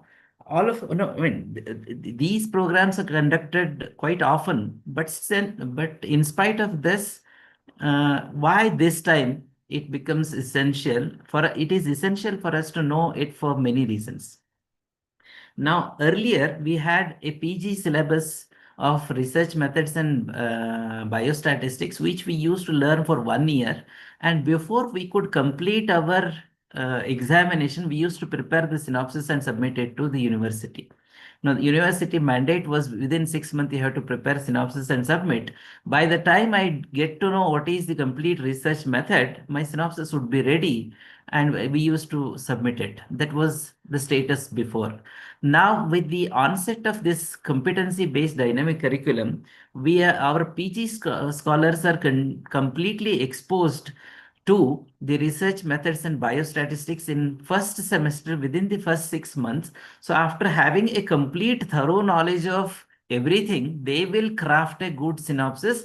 So the expected outcome in the form of synopsis should be a robust synopsis, which is comprehensive, which is addressing every aspect of research and which is flawless, which doesn't have mistake, which doesn't have errors. So that is what is the expected outcome of any PG synopsis. Now, another important aspect is our CBDC has introduced a vast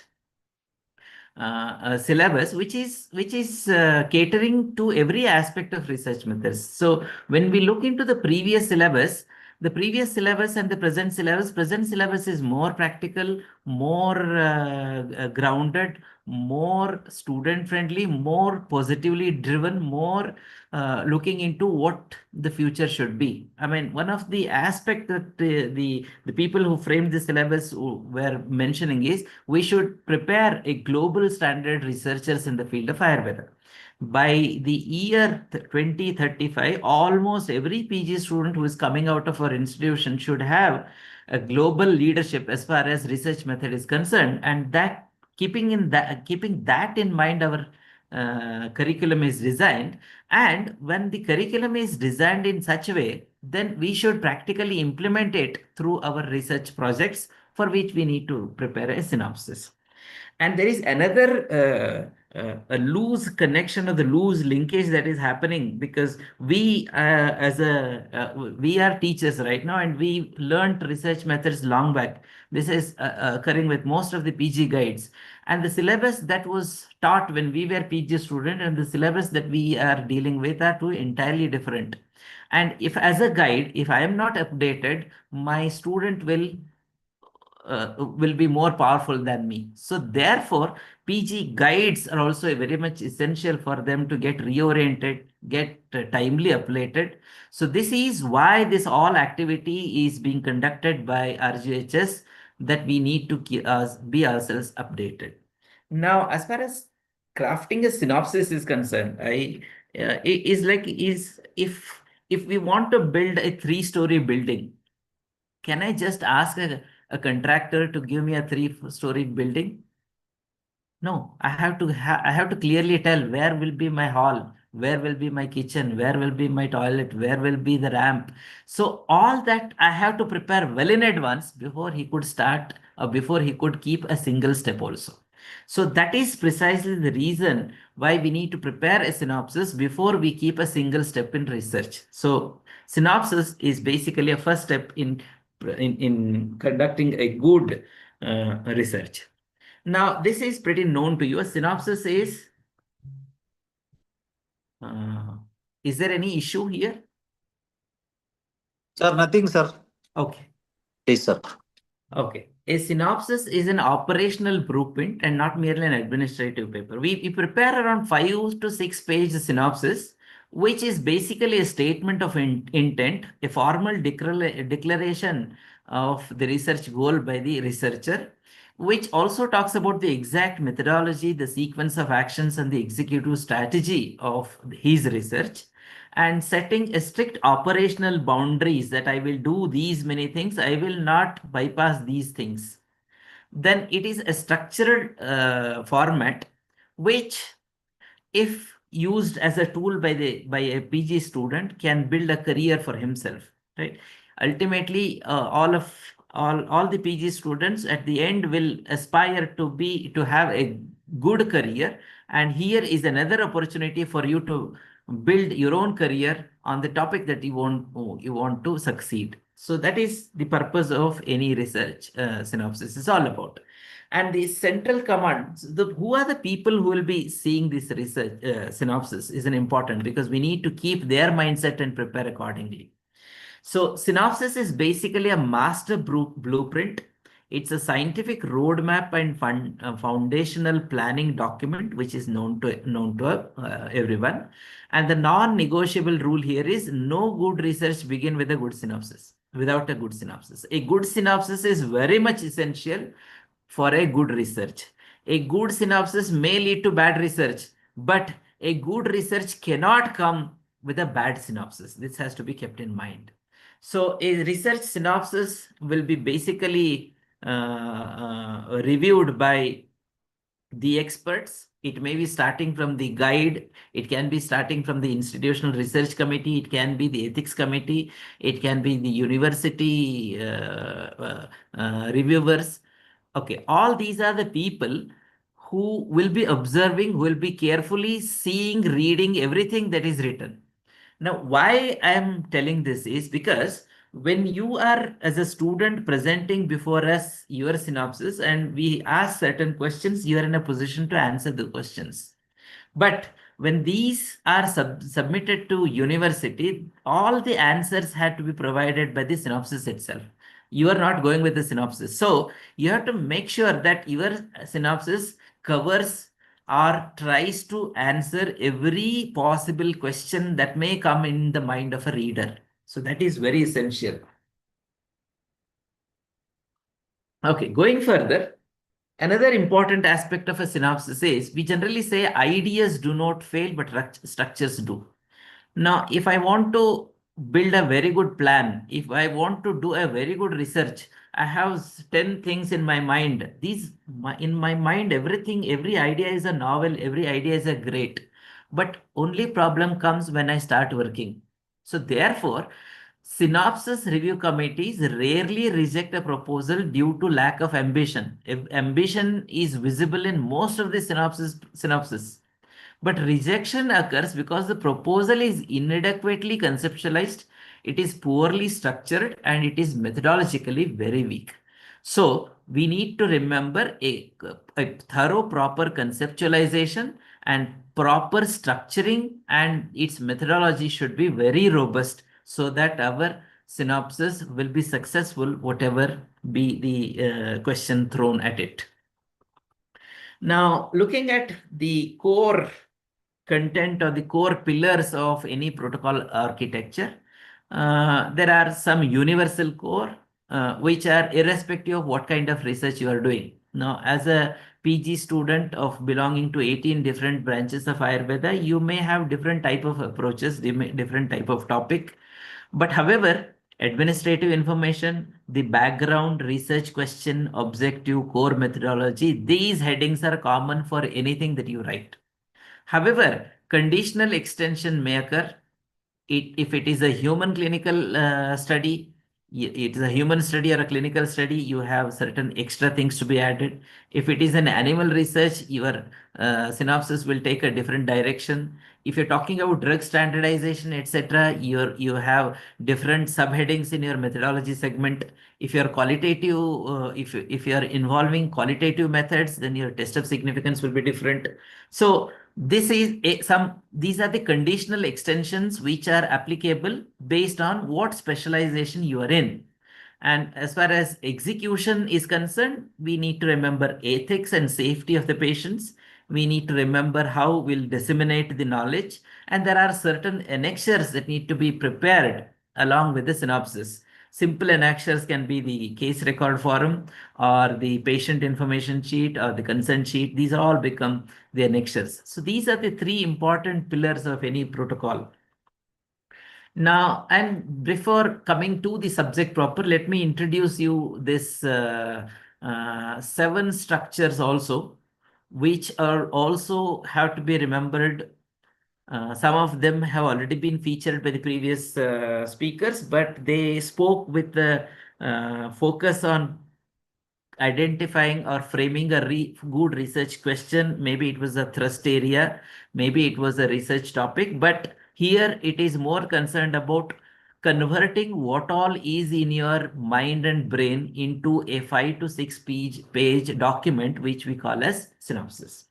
So the structural pillars are here.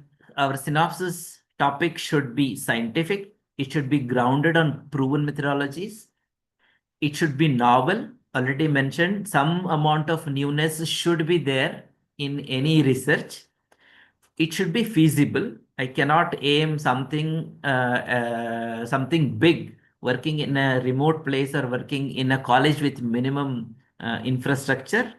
And at the same time, we should also know the fact that finance is not a hurdle for any of the researchers, because without money also there is a possibility of conducting many observational studies.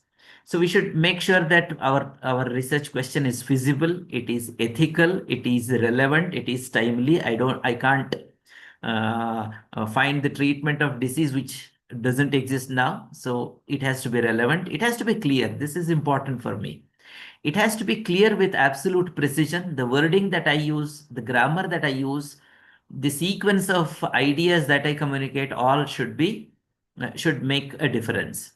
And these should be structured logically in a proper sequence. So these 7 structural pillars must support an excellent research proposal.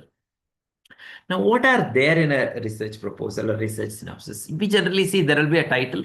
If you just hold a synopsis copy, it will have title, and title would be coming basically from the research gap, from the literature review, from the background, which also talks about the methodology. Sometimes a method, one of the method design has to be included in the title. So title makes an important aspect. What is the background, which is generally written as introduction or the need for the study. Then we also we'll briefly bring the literature review in our synopsis. We'll identify the research gap. Now, this research gap identification, various methods of identifying research gap has been provided by the first speaker. So we need to identify a research gap. Based on that, we will develop a hypothesis.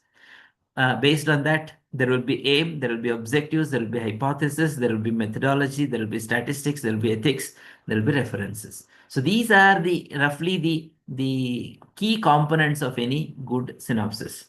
Now, before coming again to each one of them, we generally say these are the critical errors that most of the reviewers will say. So unclear research question. So this makes that we should revisit our research question many times. Maybe the wordings have to be rewritten so that it becomes a research question. Now, absence of well-defined research gap. No, it is the duty of a PG scholar to write the research gap or the knowledge gap.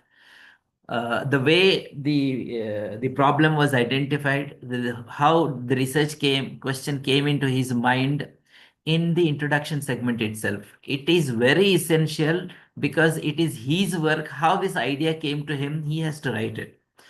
Now, the next flaw will be objectives are not aligned with methodology. This is one common thing. So once you write an objective, then you decide methodology based on the objectives. Now, I have seen many synopses where just by saying that RCTs are said to be gold standard, I want to do RCT, whether my topic fits to for RCT is ignored, and we prepare an RCT type of research for a topic where there is no need or no scope of making an RCT. So therefore, objective not aligned with methodology is a critical error.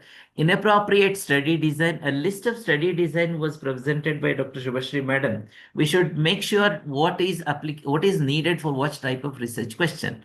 Whether it is a cross-sectional study that we want to do, whether it is a cohort study, whether it is a case control study. Whether it is a randomized study or non-randomized study. This has to be chosen based on the research question, based on the aim, based on the objective.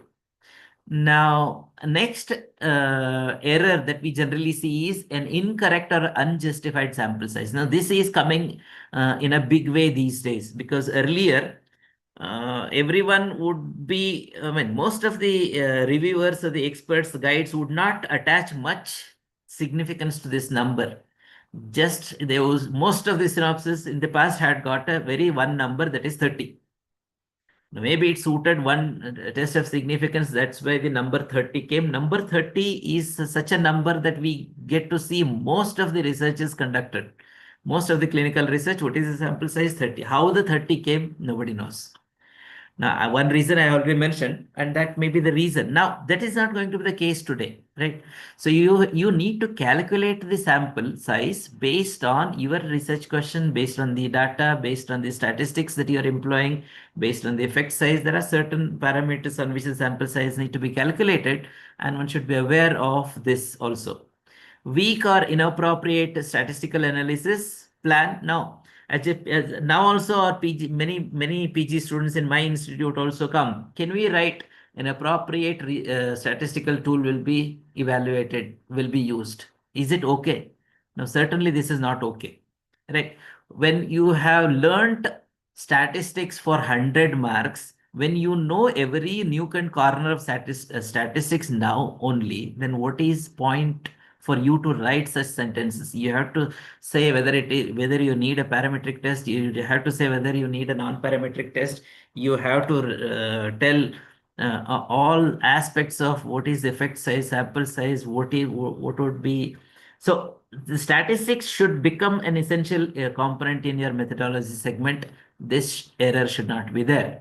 Inadequate review of literature, poor justification for intervention. Now, poor justification for intervention or methodology. This is important aspect where what happens in the mind of a student is he doesn't find a place for writing, because in the method segment he cannot go on writing paragraphs giving justification. So one of the tool that I generally recommend our students is anticipate all the questions and bring somehow the answer for all the questions in your review of literature segment. So ethical issues, lacking originality or scientific. These are some of the top 10 critical errors that we generally see in any PG synopsis.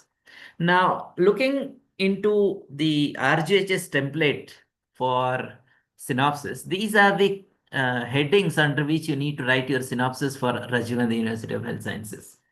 Now, all those which are coming in red font are the point that we'll be spending time discussing here. It may be the title of the topic, brief resume of the intended work, which will have need for the study, review of literature, objectives, material method, source of data, method of collection, then the list of references, so on and so forth. So hereafter, I'll be going point-wise on all these aspects. The first one is the conceptual funnel, filtering it to the, okay. Now, when you look into a synopsis, these are the things that you see in the beginning, right? A synopsis will have a title, background, problem statement, a need, justification, research gap, and aim. Then after that, it widens again, where we talk about objectives, we talk about material methods, etc. Now, what should be the title? What is the title? How it should be? Title is an important aspect of your synopsis, your research work. Now, title serves as a GPS navigator, right? It should pinpointedly tell you what you're doing. It should clearly tell what you're doing, and it should have theme. What should be the component of a title is it should have a theme. It should have a PICO format, which Madam has told in the previous presentation. It should have a problem, intervention, comparator, and outcome framework. It should not have jargon. It should not have abbreviation. There is no scope for using brackets, arithmetic figures. These should be avoided. And thereafter, you should frame a topic. And generally, in most of the observational studies or non-interventional studies also, it is expected these days that some sort of method that you're following should also feature in the title. So it must be brief, it must be catchy, it must be meaningful, and it should explain, it should on its own. and you are not here to prove your grammar skill. You are not here to prove your language skills. So let it be simple and let it be unambiguous. And this is what we expect as far as title is concerned. And the next segment as per RGHS template is need for the study, which we generally talk as introduction. Now, introduction, here I see most of our students making these simple and silly mistakes. They start with Ayurveda is a great science. Ayurveda originated like this. So, see, you should start one of the in a comic way it is said, you are addressing, you are trying to bring to the notice your research problem in your need for the study. Bring the research problem. If you start with Ayurveda, the reader will assume that Ayurveda is the problem for this person, right? It may sound comic, but that should not occur. If you're working on diabetes, start diabetes. No need to bring about Ashtanga Ayurveda. Need to bring about Ayurveda is Anadi, Shashvata, Ayurveda is Vastas, Urjaskara, or no, not required. Come directly to your topic and make it as concise, as precise as possible, right? So, general history, uh, the flawed funnel, this was used in the past, but these days these are not encouraged. You have to hit like a laser strike. You have to directly start your topic, right? And there are many waste words that are used even in our title also. For example, clinical significance in a patients of Madhumeha. And a patients of Madhumeha, you're intervening, it is going to be clinical. By using clinical and patients, you are just you are using repetitive of words, so which are the waste words. So start with a research problem in the beginning. Just introduce and come to your problem. That should be your approach as far as writing need for the study is concerned. Now, need for the study or introduction should have these 4 layers. Particularly, I have put this as an example because most of us are in one way or other, whether it is, except for some 3 or 4 subjects, most of us will be doing a clinical research where we'll be addressing a disease. So layer 1 is usually a disease burden, establishing the magnitude of the problem and epidemiological reality, why this disease. Then contextualize the whole into Ayurvedic aspect, clinical relevance with traditional system, then significance of rational, why you are intervening, why you are giving this treatment, why you want to bring this remedy, and what is the urgency at this point of time, why you want to. So that for that you have to bring about why this study, what is the scarcity. One, generally it is said that research is meant to reduce time, money, and energy. So if it is going to reduce the duration of hospital stay, it's a good point. If it is going to reduce the cost of the patient treatment, it's good way. Then you have to mention all those in your need for the study. Now, okay, for the need for the study, you have to do a lot of review of literature. You have to do a review of literature of classical Ayurvedic literature, and you have to do a modern literature also.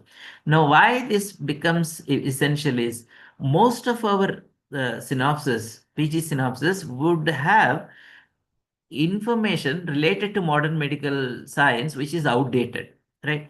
Books, you are reading a book which is published in 1980s and writing your synopsis in the review of literature, that is not acceptable. You have to go for latest publications. You have to go for recent research articles, which will be your tool of modern review of literature. As far as Ayurveda is concerned, you have still this liberty of going back to the Samhitas. Your own interpretations can also be brought.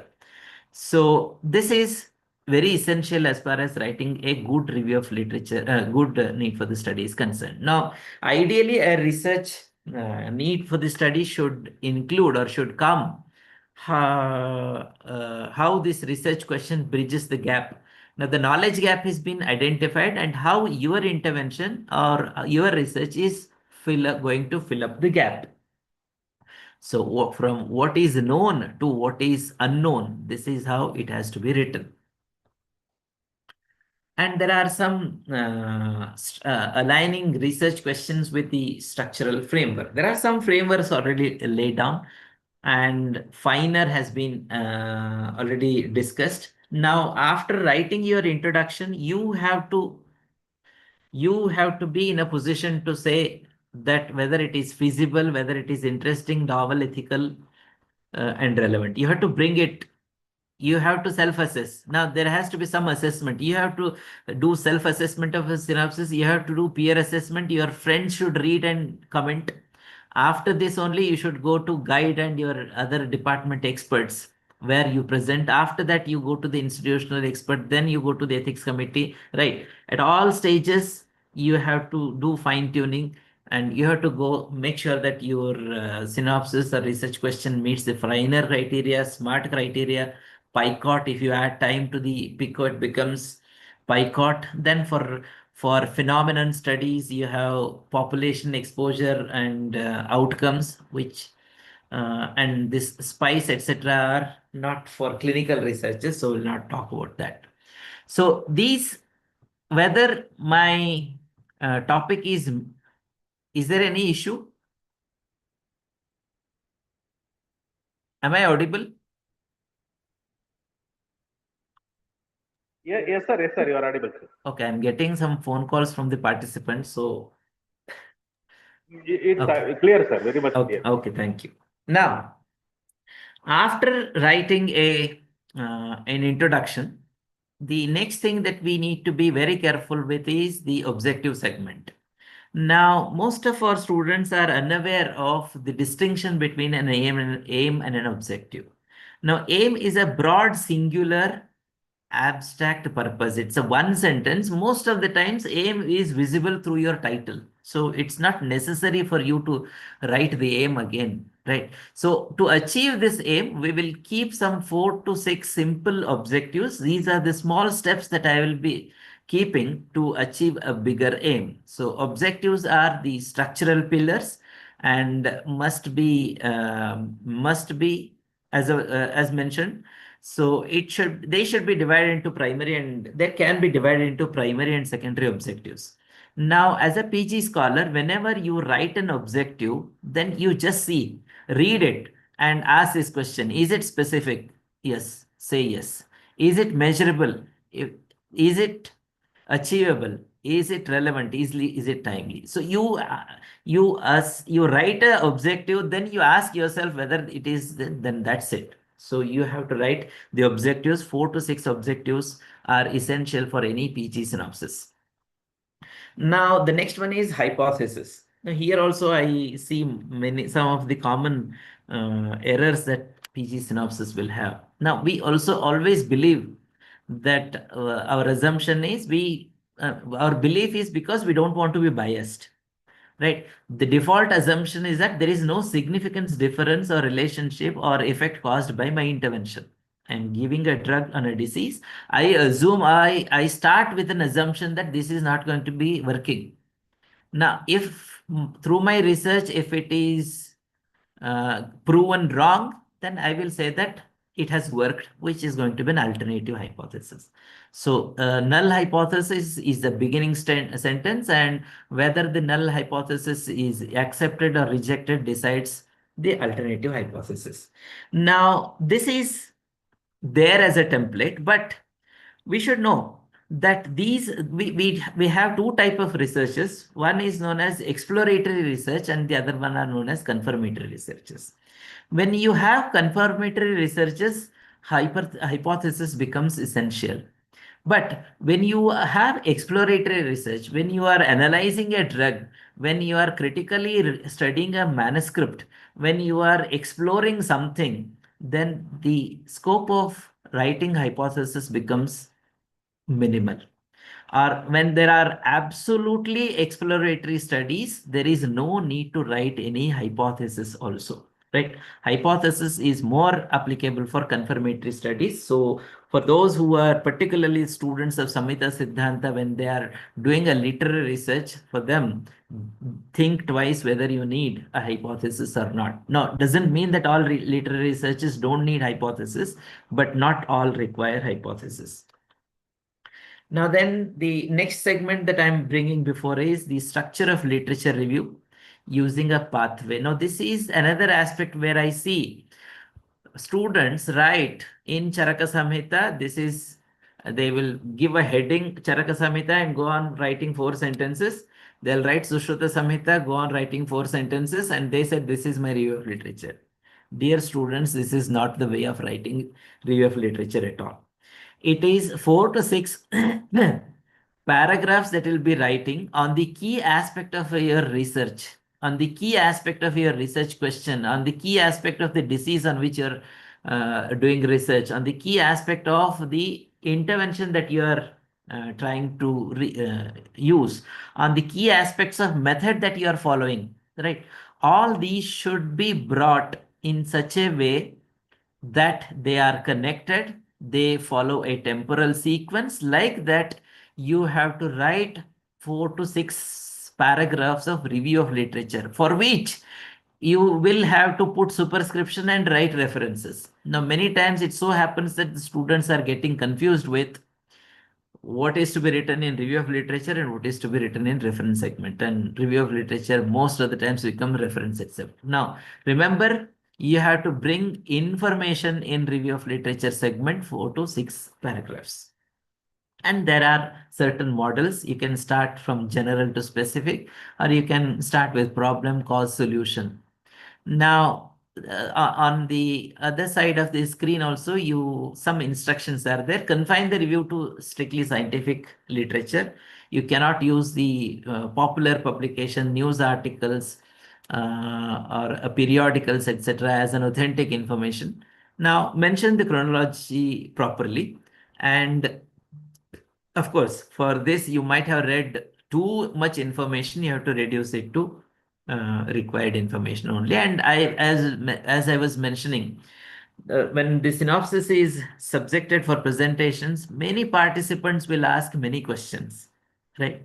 So all those questions have to be answered by the synopsis, and for which you will use review of literature. So anticipate the questions and fill them in the review of literature with taking care that you maintain a proper temporal sequence. That's how you have to write the review of literature. Now, the next segment would be the material method segment. Dr. Shubhashri Madam has in detail touched about almost all aspect of what should go in any method segment of synopsis. Now, simple things first. Material, all that you use in your study are material, whether it is subjects, whether it is instrument, whether it is a chemical, whether it is BP machine, whether it is a scale, whether it is a tool, whether it is a standardized questionnaire, all those are materials.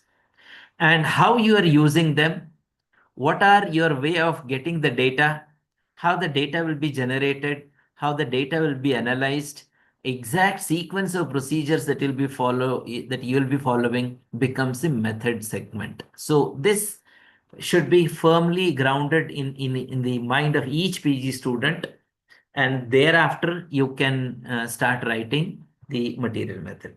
Now, when I just now said a BP machine becomes a material for research.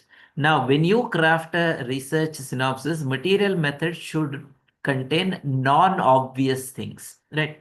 So you should not write, this is all that I require to measure temperature, etc., right? Those are obvious things. So obvious things should not be mentioned in your material method segment.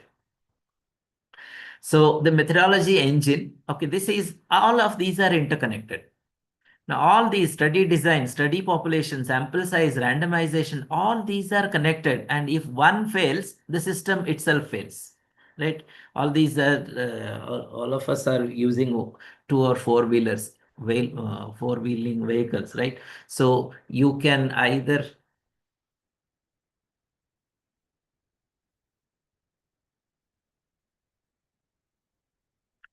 so one gear fails. So it is, as I said, study design should be proper study design. Wrongs design selected, terminology incorrect. So creates problem. Study population, you have to be consistent. You have to talk about inclusion criteria, exclusion criteria properly. Then Then the sample size. Okay, sample size, I will bring about that also. Randomization. Now here randomization, one should, that most of our students get confused between random sampling and randomization. Now simple random sampling is the method that we use, and most of the students assume that itself is randomization. No, dear students, simple random sampling allows you to select the sample. Once the sample is selected, you have to allocate them to different groups where randomization will come. I will allocate them to different groups randomly is the meaning of the randomization. It should be clear in the mind of students. So the core methodology engine, the human participants, okay, study setting and population. Now, where this will be done, you have to clearly tell where it is done, for how long it will be done, what is the time required for one patient, what is the time required for the whole project. Everything should be featuring in study setting, population, what is your sample size, what are your inclusion criteria, what is your exclusion criteria, what is your diagnostic criteria, what is your assessment criteria. If it is animal studies, what are the species, what is the strain, what is the age, what is the weight, what is the gender, and if it is drug, from where it is coming, who is going to authenticate, what would be the batch number, what is the method that will be employed for analytical study, for phytochemistry, etc. And then as I was mentioning, sampling strategy. Now, effect size. This is important. If you want to see 80% of result, your sample will be different. If you want to see 50% of result, your sample will be different. You have to decide the effect size. What is your alpha error? What is your beta error? Right? These are type 1, type 2 errors in statistics. What is the power of my study? Whether I want 95%. So these are the factors which will decide what should be the sample that we need in any research. Now, all these will be coming in numbers. A PG student should know these numbers very much correctly. Then variables. He should be aware of what are the independent variables, what are the dependent variables, what are the confounders. Confounders are most ignored in Ayurveda research. The confounding factors are the factors which silently influence the research without, for most of the times, researcher being unaware. I was today morning talking about a research topic with one of my student, and she was talking about doing a research on Balya Karma. Now, Balya Karma on certain population. Now, for her to demonstrate that her Dravya is acting as Balya Karma, she should know what are the factors that are accounting for Balya. She has to define Balya, and she has to make sure that none of those other factors are intervening in her studies to conclusively say that this is her Dravya which is bringing Balya Karma. So confounders are to be known, confounders have to be identified, and to take out the confounders, you have methods. You may do a double-blind study. Again, biases, etc., are eliminated. So research objectives are connected. This slide was already covered by Shubhashri madam, so I'm not going to spend time on this. So defining the study profile through hierarchical classification. A PG student should know the meaning of all these technical terms here, and he has to make use it. Whether RCT, non-randomized style, what is single arm, what is double arm, what is a cohort, what is a case control study. Now, if you are doing a case control study, it becomes your duty to write it in your method segment. Now, drug standardization, pharmacognostic toxicity studies, stability studies. Now, all these are the language, the technical terms that should feature in your material method segment. Now, this is another important aspect of our synopsis, the variables, outcomes, and interventions. Now, outcomes. What is the study outcome? What is that you want to see at the end? Now, some of the common things we keep subjective outcomes. These are nothing other than our assessment parameters. Now, subjective assessment parameters will come with a doubt of bias always. So, as far as possible, convert them into an objective outcomes. Variables have to be identified. Intervention, again, if you're using any of the drug, any of the therapeutic procedure, you have to be very specific with drug duration. If needed, what is the anupana, what is the pathya, what is the apathya, what is the lifestyle, are there any other intervention, is the group matching, are we going to have all these in the both the group?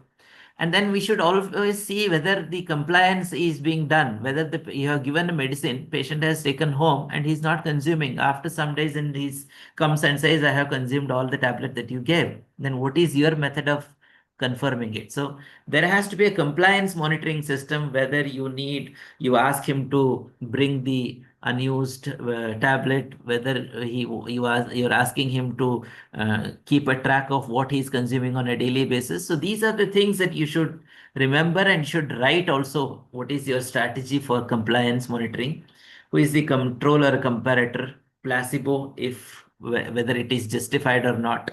Standard treatment, whether it is needed or not. So these are the variables, outcomes, and interventions that should feature in the method segment of synopsis. So this is what is the future, right? Now, the sweet spot of Ayurveda is where the allopathic or the modern medical science blends with the Ayurvedic understanding, right?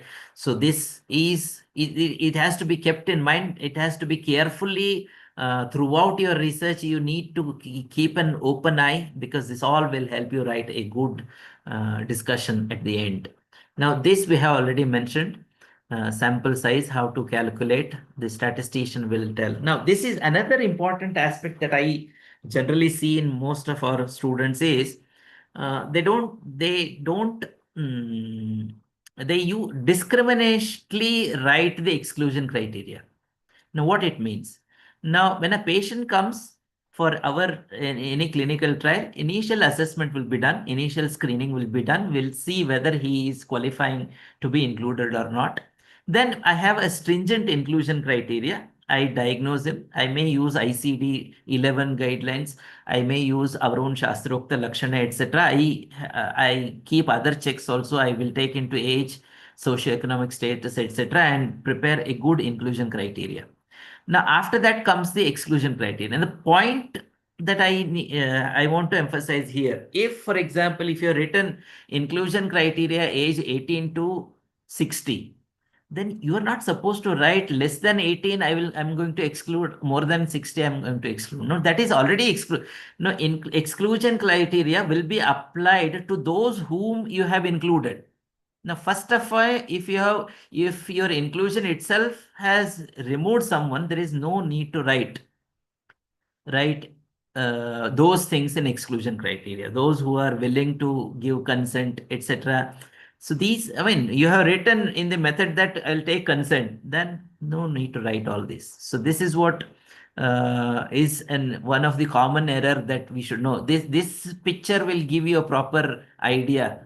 On the first filter, you have so many patients. After applying inclusion, patients number reduced. After applying exclusion criteria, some more whom you had included went out.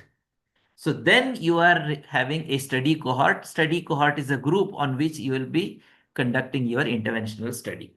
So because this, I usually repeat it every time when I attend any synopsis presentations. Okay, integrating. So, okay, these are traditional interventions. So you have to bring every aspect. For example, Anupana is missing, Pathya is missing. This should not occur. Logistic, how the drug is prepared, what is the dose, what is the reason for dose, how frequently it is to be used, what is the route of using, duration, what is the standardization. All these should be there in any study which is talking about interventional study. So these are the key aspects that we should remember as far as the material method is concerned. We'll now look into the outcomes. What are the outcomes that I'll be seeing in any of my my PG research? So outcomes, you will be learning under these headings itself. You will bring about Ayurvedic parameters. Most of the times they'll be subjective. They will be Roga Lakshana, There will be the Swasthya Lakshana, which are subjective. Of course, there is a scope of converting every subjective entity into an objective by converting into some scoring system, etc. So for which objective Ayurvedic parameters are very essential. They are the first one because we are Ayurveda students. The second one is modern parameters, contemporary clinical science, physiological metrics, markers, biomarkers, then those which are relevant for the disease that I have taken will become my modern parameters. I will measure the outcome. Outcome means I will start from the starting value, what were the value I will see at the end, what is the value that is I'm going to see. I'm going to see the change. And if the change is there, is it because of chance or by my intervention? This is what is all about as far as the research is concerned. Laboratory investigation, I will clearly mention what are the objective biochemical, pathological, radiological data that I will be taking as an outcome. Then there are many validated scales. Now, scales are coming now in Ayurveda also. And for most of the new batch, because this batch is second batch of the students who are exposed to the CBDC. Now the scale development itself is taken as a synopsis work by many students, which is a very welcome move. So validated scales, the quality of life questionnaires are there, globally recognized scoring systems are there. There is nothing harm in using them, taking an approval of the consent from the creator or a patent holder if the case is. So this is how the outcomes will be measured, and as far as measuring of the outcome, a paragraph should be there in your synopsis. Now, the statistical pipeline. Okay, then we'll spend time on this slide, ethical framework. Ethics is an important aspect. Now, we have mandatory institutional ethical committee, which is which any intervention has to take. Now, when we talk about intervention, many times students will get confused. If I'm using a drug, I need ethical clearance. If I'm using a panchakarma, I need ethical clearance. I'm only taking data. Why do I need ethical clearance? I'm only asking question. Why do I need ethical clearance? This comes in the mind of many scholars. Now, the ethics is required for all observational studies, for all the studies where you are getting data related to human, data from the human. Right? Data related to human means if you're taking a case report, that also you need an ethical approval. If you are asking question, if you're conducting a survey, then also you need an institutional ethics committee clearance. And point to be remembered here, observational studies are also getting registered in the clinical trial register of India. So trial registration becomes an essential aspect of our research. Now, participant autonomy. Now, this is an important aspect. Participant is fully autonomous. Now, he has got full right to come to, if suppose, for example, you are giving treatment for 60 days. Patient has come to take treatment for 59 days. 60th day, he is not able to come. He says, I will not come. Now, as a investigator, as a researcher, you don't have any other method of forcing him. You just have to ask, can you tell the reason? If he tells the reason, you write it as a dropout reason. If he doesn't tell the reason also, there is no way that you can force him. So patient participant autonomy is very important in clinical researches. Safety protocols, how you are going about taking the safety protocols. This is another important aspect which most of our students miss, right? For example, even though we say that our drugs are, our therapies, our formulations are used generations, so there are no documented toxicity studies, hence I use it. Now, the Drug and Cosmetic Act allows you to use it.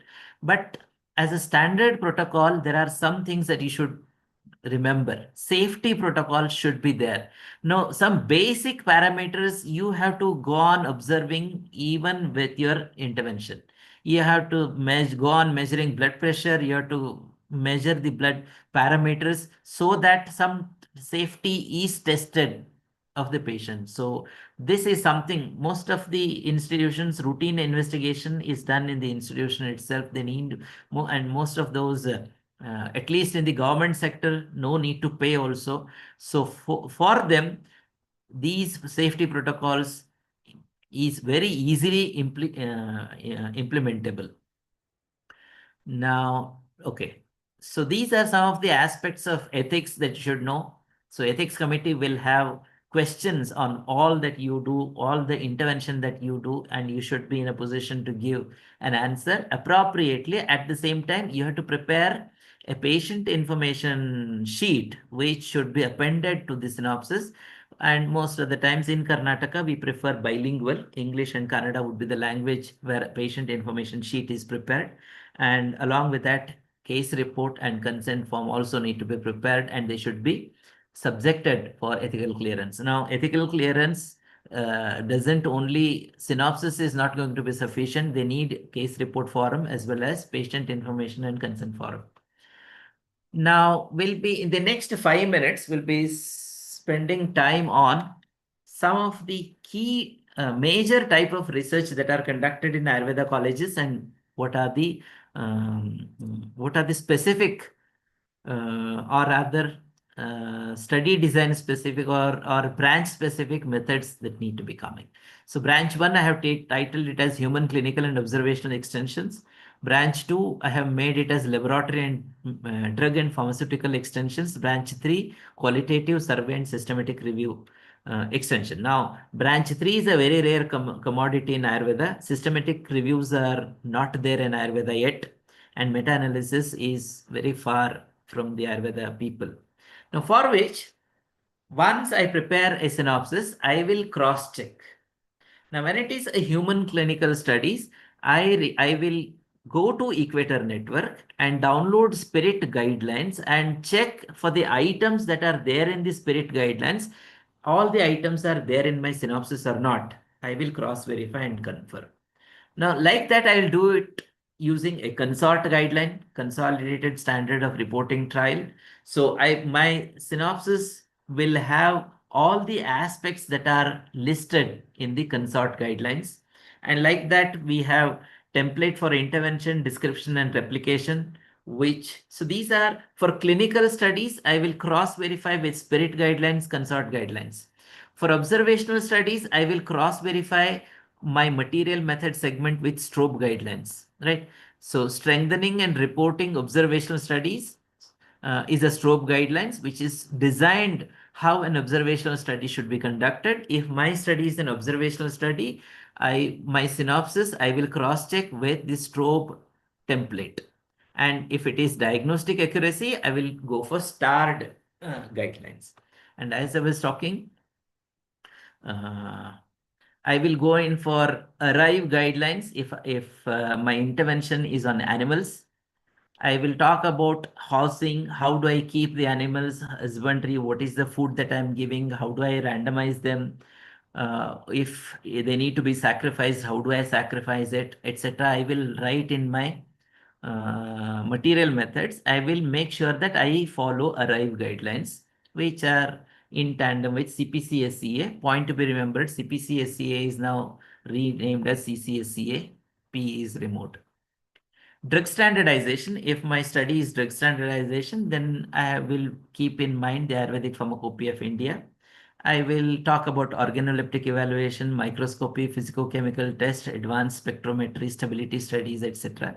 This will be my material method in drug standardization studies. Pharmaceutical studies, I will prepare, I will take into account the standard operating procedures. I will talk about manufacturing protocols, batch consistency metrics, etc. If my study, okay, drug standardization usually for Rasa Shastra, pharmaceutical studies for Dravya Guna, and both are eligible for animal studies. Both are eligibility is a wrong word. Both of them do conduct animal studies. Now, if we have survey studies, okay, it will be focusing on questionnaire development, and that questionnaire need to be validated. Validity is tested, whether it is reliable, reliability will be tested, and pilot testing is also done on sample size. After that, We have a statistical tool that is known as Cronbach alpha, which will say that this tool is a valid tool in the form of a questionnaire, etc.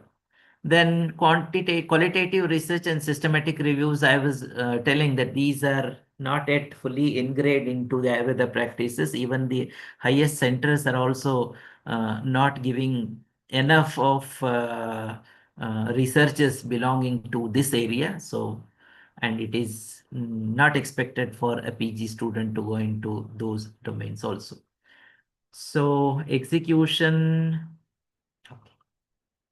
Okay, golden thread of alignment is prepare a research question, identify the gap, write out smart objectives, give a proper study design, and give a proper measurable outcome. This is in alignment. It has to be in a thread. Anywhere if it is broken, then be sure you're not going to have a good outcome as your research. So this is the last segment of our structure of synopsis, which is the referencing. For medical writing, Vancouver referencing is the widely accepted reference method. RGHS also recommends the very same Vancouver referencing style. And these days we have Zotero, Mendeley, etc., which are referencing tools which have greatly reduced the work of PG student in writing a reference, because reference need to be written in a proper sequence. Sequence and punctuations are the important hallmark of any reference. You have to put comma where it is to be put comma. You have to write full stop when it is required. You can't interchange. It's colon, semicolon. They also will come. So as I said, Mendeley, Grammarly, Zotero have helped many scholars to reduce this. As you just paste the URL, it prepares the reference, you copy and paste in your synopsis. That's it. So these are some of the errors generally seen. So, okay, plagiarism is an error.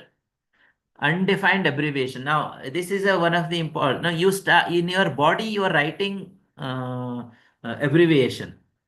But the abbreviation is not at all introduced. So whenever you write anything for the first time, expand it. After that, you are allowed to use the abbreviations. Then missing annexures, figures, tablet without captions, then inconsistent citations. These are some of the errors that we generally see.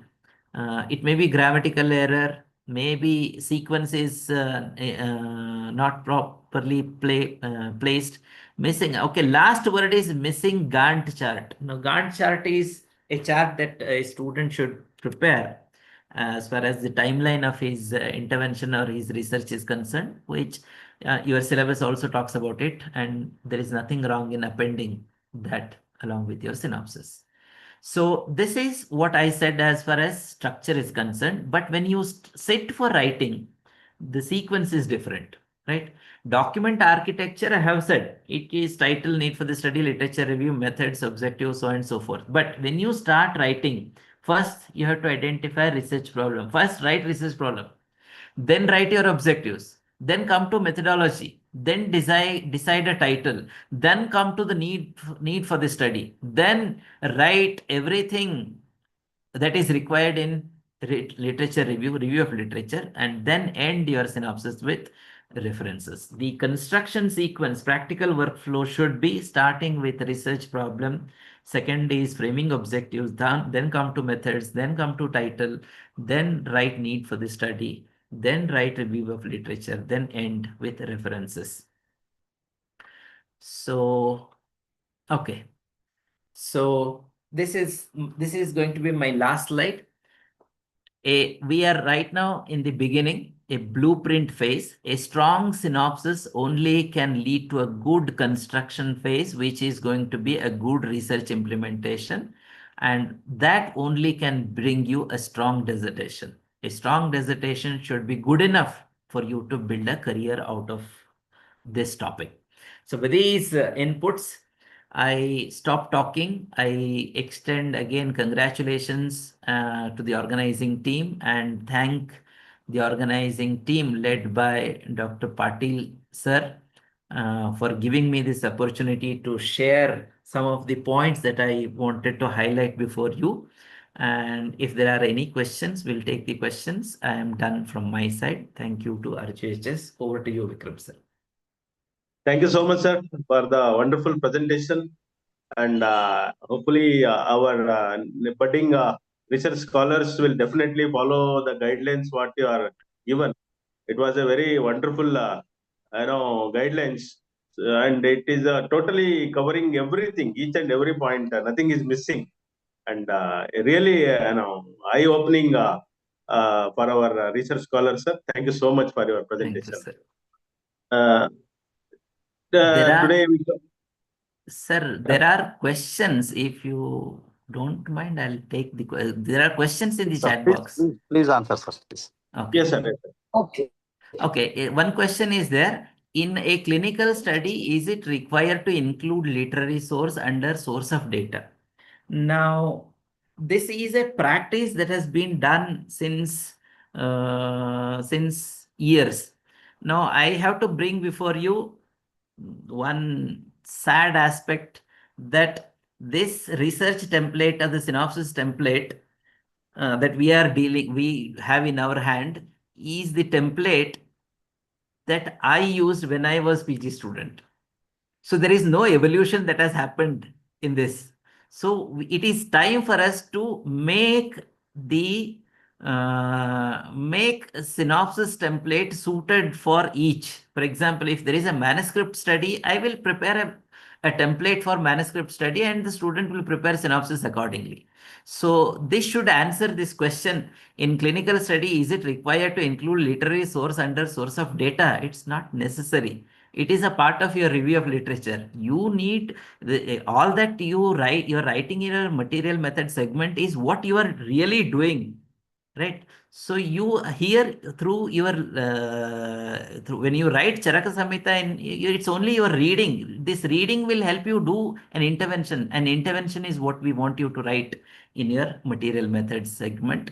I hope that is answered. Then then there is another question. Sample size for many disease, sample size as per formula shows more. Is it enough to restrict to 20 in each group? Now, this is a question that very commonly it is asked.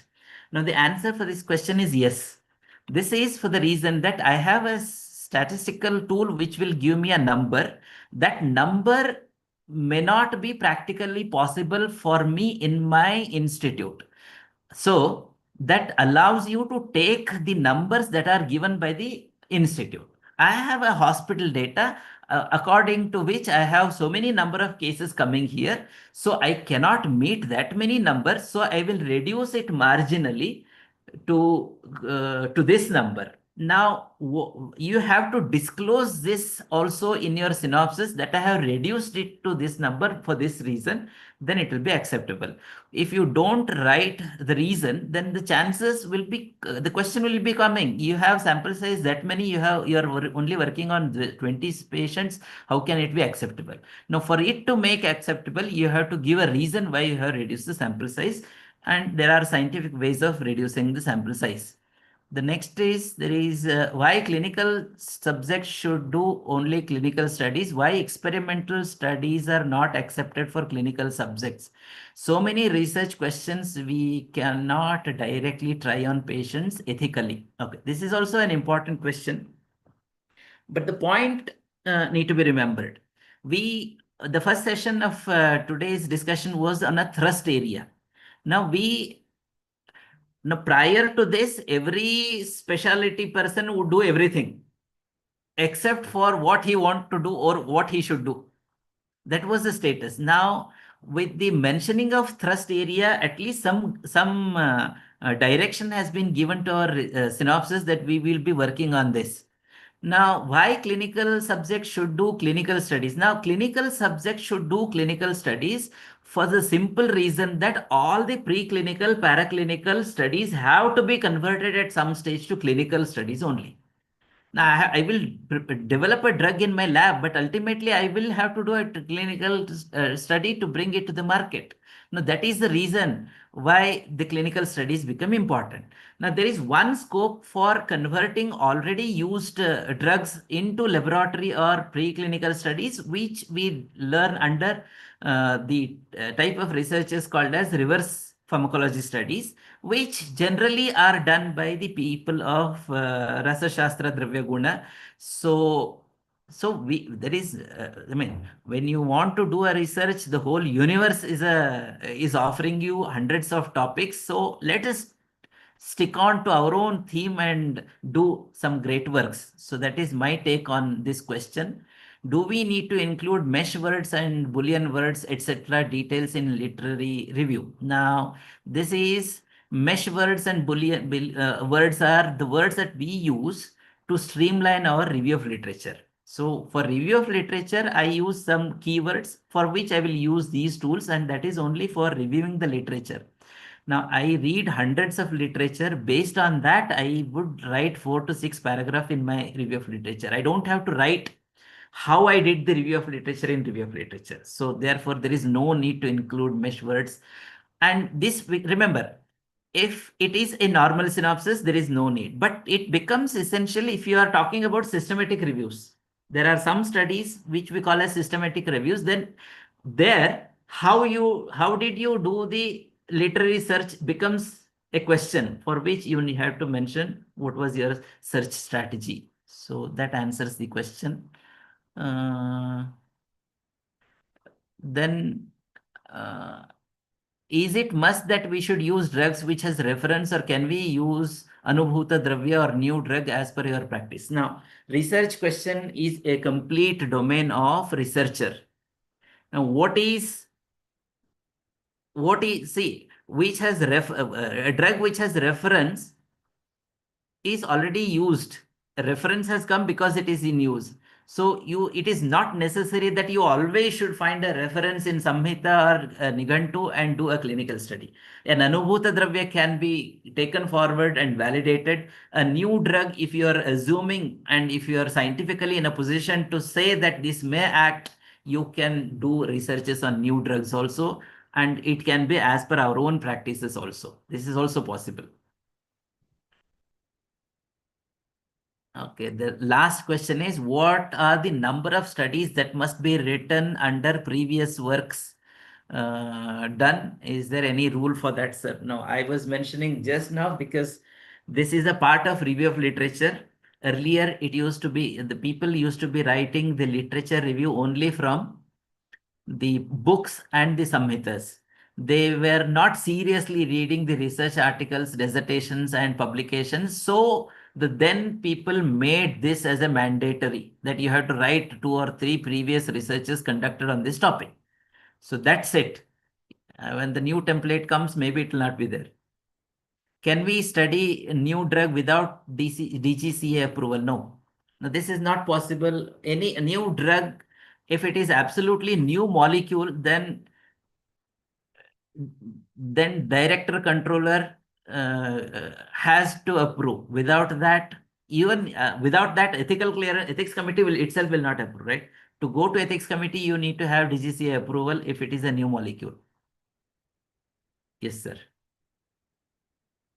All the questions that were there in the chat box, I have answered. Thank you. Sir, thank you so much for your great time sense, and also the immediately you answered everything in the chat box questions. Thank you so much, sir. And now we have come to the end of this session.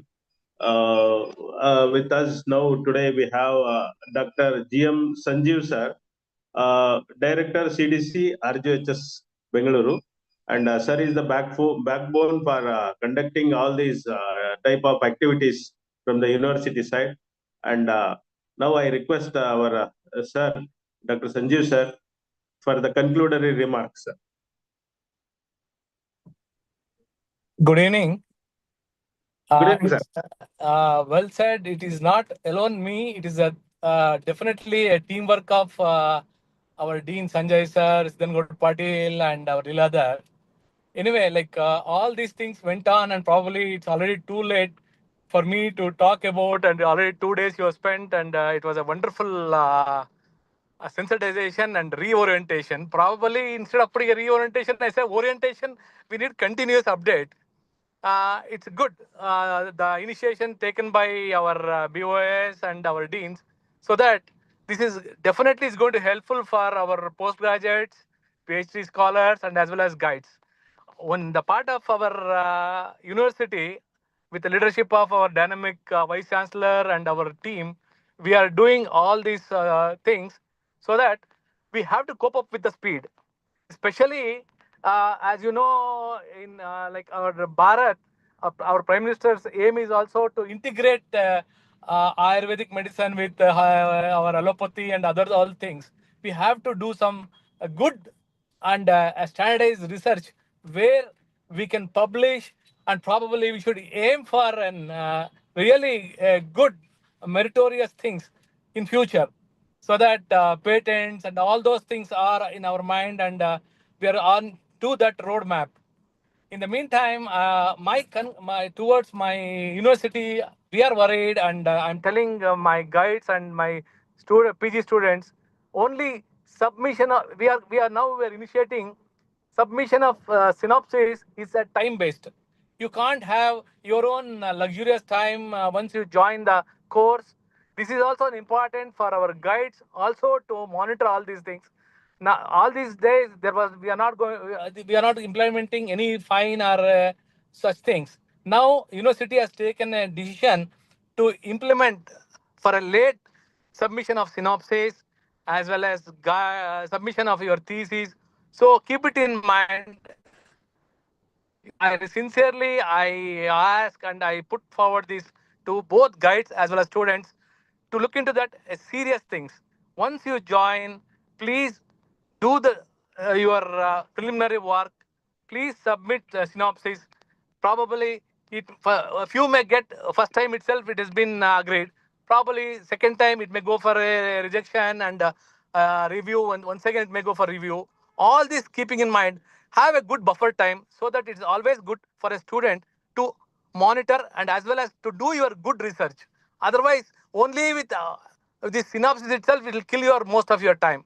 So that is only my concern from university side, and I always, in the meantime, I want to because it's a very short time, and I'm into like these things, and I am also taking this seat from past 15 days because one of my colleague has been relieved from my this CDC, and now I have taken over. Probably anything, any sort of things, definitely we are all there to work for a student based any problems, we will address it. In the meantime, we have a very good leadership of our dean and our BOS chairmen. They are so courageous and full-time workers. Probably I don't know how much time our Patil sir has taken to do these things. Every on and off he monitors and he says, "Sir, we'll do that. We'll go ahead with this. We'll go with us." With that, I conclude my thing, and I thank and everybody in behalf of our Rajiv Gandhi and on behalf of our chairmen and our dean. So I'll conclude. Thank you, one and all. Thank you, sir. Thank you so much, sir, for your kind and enlightening words. We need your continuous support to uplift the education, Ayurveda education system under our university, sir. Thank you so much, sir. Definitely, sir. We are all there with you. Thank you, sir. Thank you, one and all. Thank you, sir. Now I request our chairman, BOS, PG Studies, Dr. Siddhargowda Patil, sir, to give the vote of thanks for this session. Yes, yes. Thank you, sir. Thank you. I think it is not the time of closure. It starts the thinking, thought process will start from now onwards. Only the 2 days reorientation and sensitization program, we are putting a full point for that particular point. I take this opportunity to thank, first of all, our mentor and Honorable Vice Chancellor and a backbone of all, and who gives an inspiration for all these activity. I wholeheartedly submit my humble pranamas to the Dr. Bhagwan BC sir, Honorable Vice Chancellor, for the support, and as well as the registrar of the university, Sir Arjun Wadeyer sir also. And also I thank registered evaluation, Dr. Riaz Basha sir. And also, most important is NCISM BOA President Dr. Allam Prabhu Gudda sir, who has given a full time yesterday for the program. I thank from the team of BOS and Rajiv Gandhi University. And also, I thank all the principals of various colleges coming under Rajiv Gandhi and all the PG scholars and PhD research fellows who have deliberately taken this information, and I think they are using in their future and for the scholars and students also. And also I thank our Honorable Dean sir, Dr. Sanjay KS sir, for all the time whenever we call, he says, yes, go ahead. And with that motivation, he has always motivated. And also Dr. Sanjeev sir GM, as he said, recently taken charge also. But in spite of that also, whenever sir was busy, now also he was traveling, but still he has given his valuable time to thank and give a concluded remarks. So I thank all my BOS team, UGPG, Dr. Leeladhar sir also, and all the Kirti Gowda also for this one, and Dr. Amrut Kadam, who with the busy schedule, he helped us, and Dr. All the resource person from the day one, Dr. B. Srinivas Prasad, Dr. Ramchandra Setti, Dr. Supriya Madam, Dr. Anand Katti sir, all these have given a wonderful information for us, and I thank one and all. And also 2 days the program was conducted by my colleague Dr. Vikram sir, and today the introduction was given by Dr. Shobha madam, Dr. Pia madam, Dr. Arihant, and yesterday also. I thank whole team. Thank you one and all. Namaste to all. Thank you.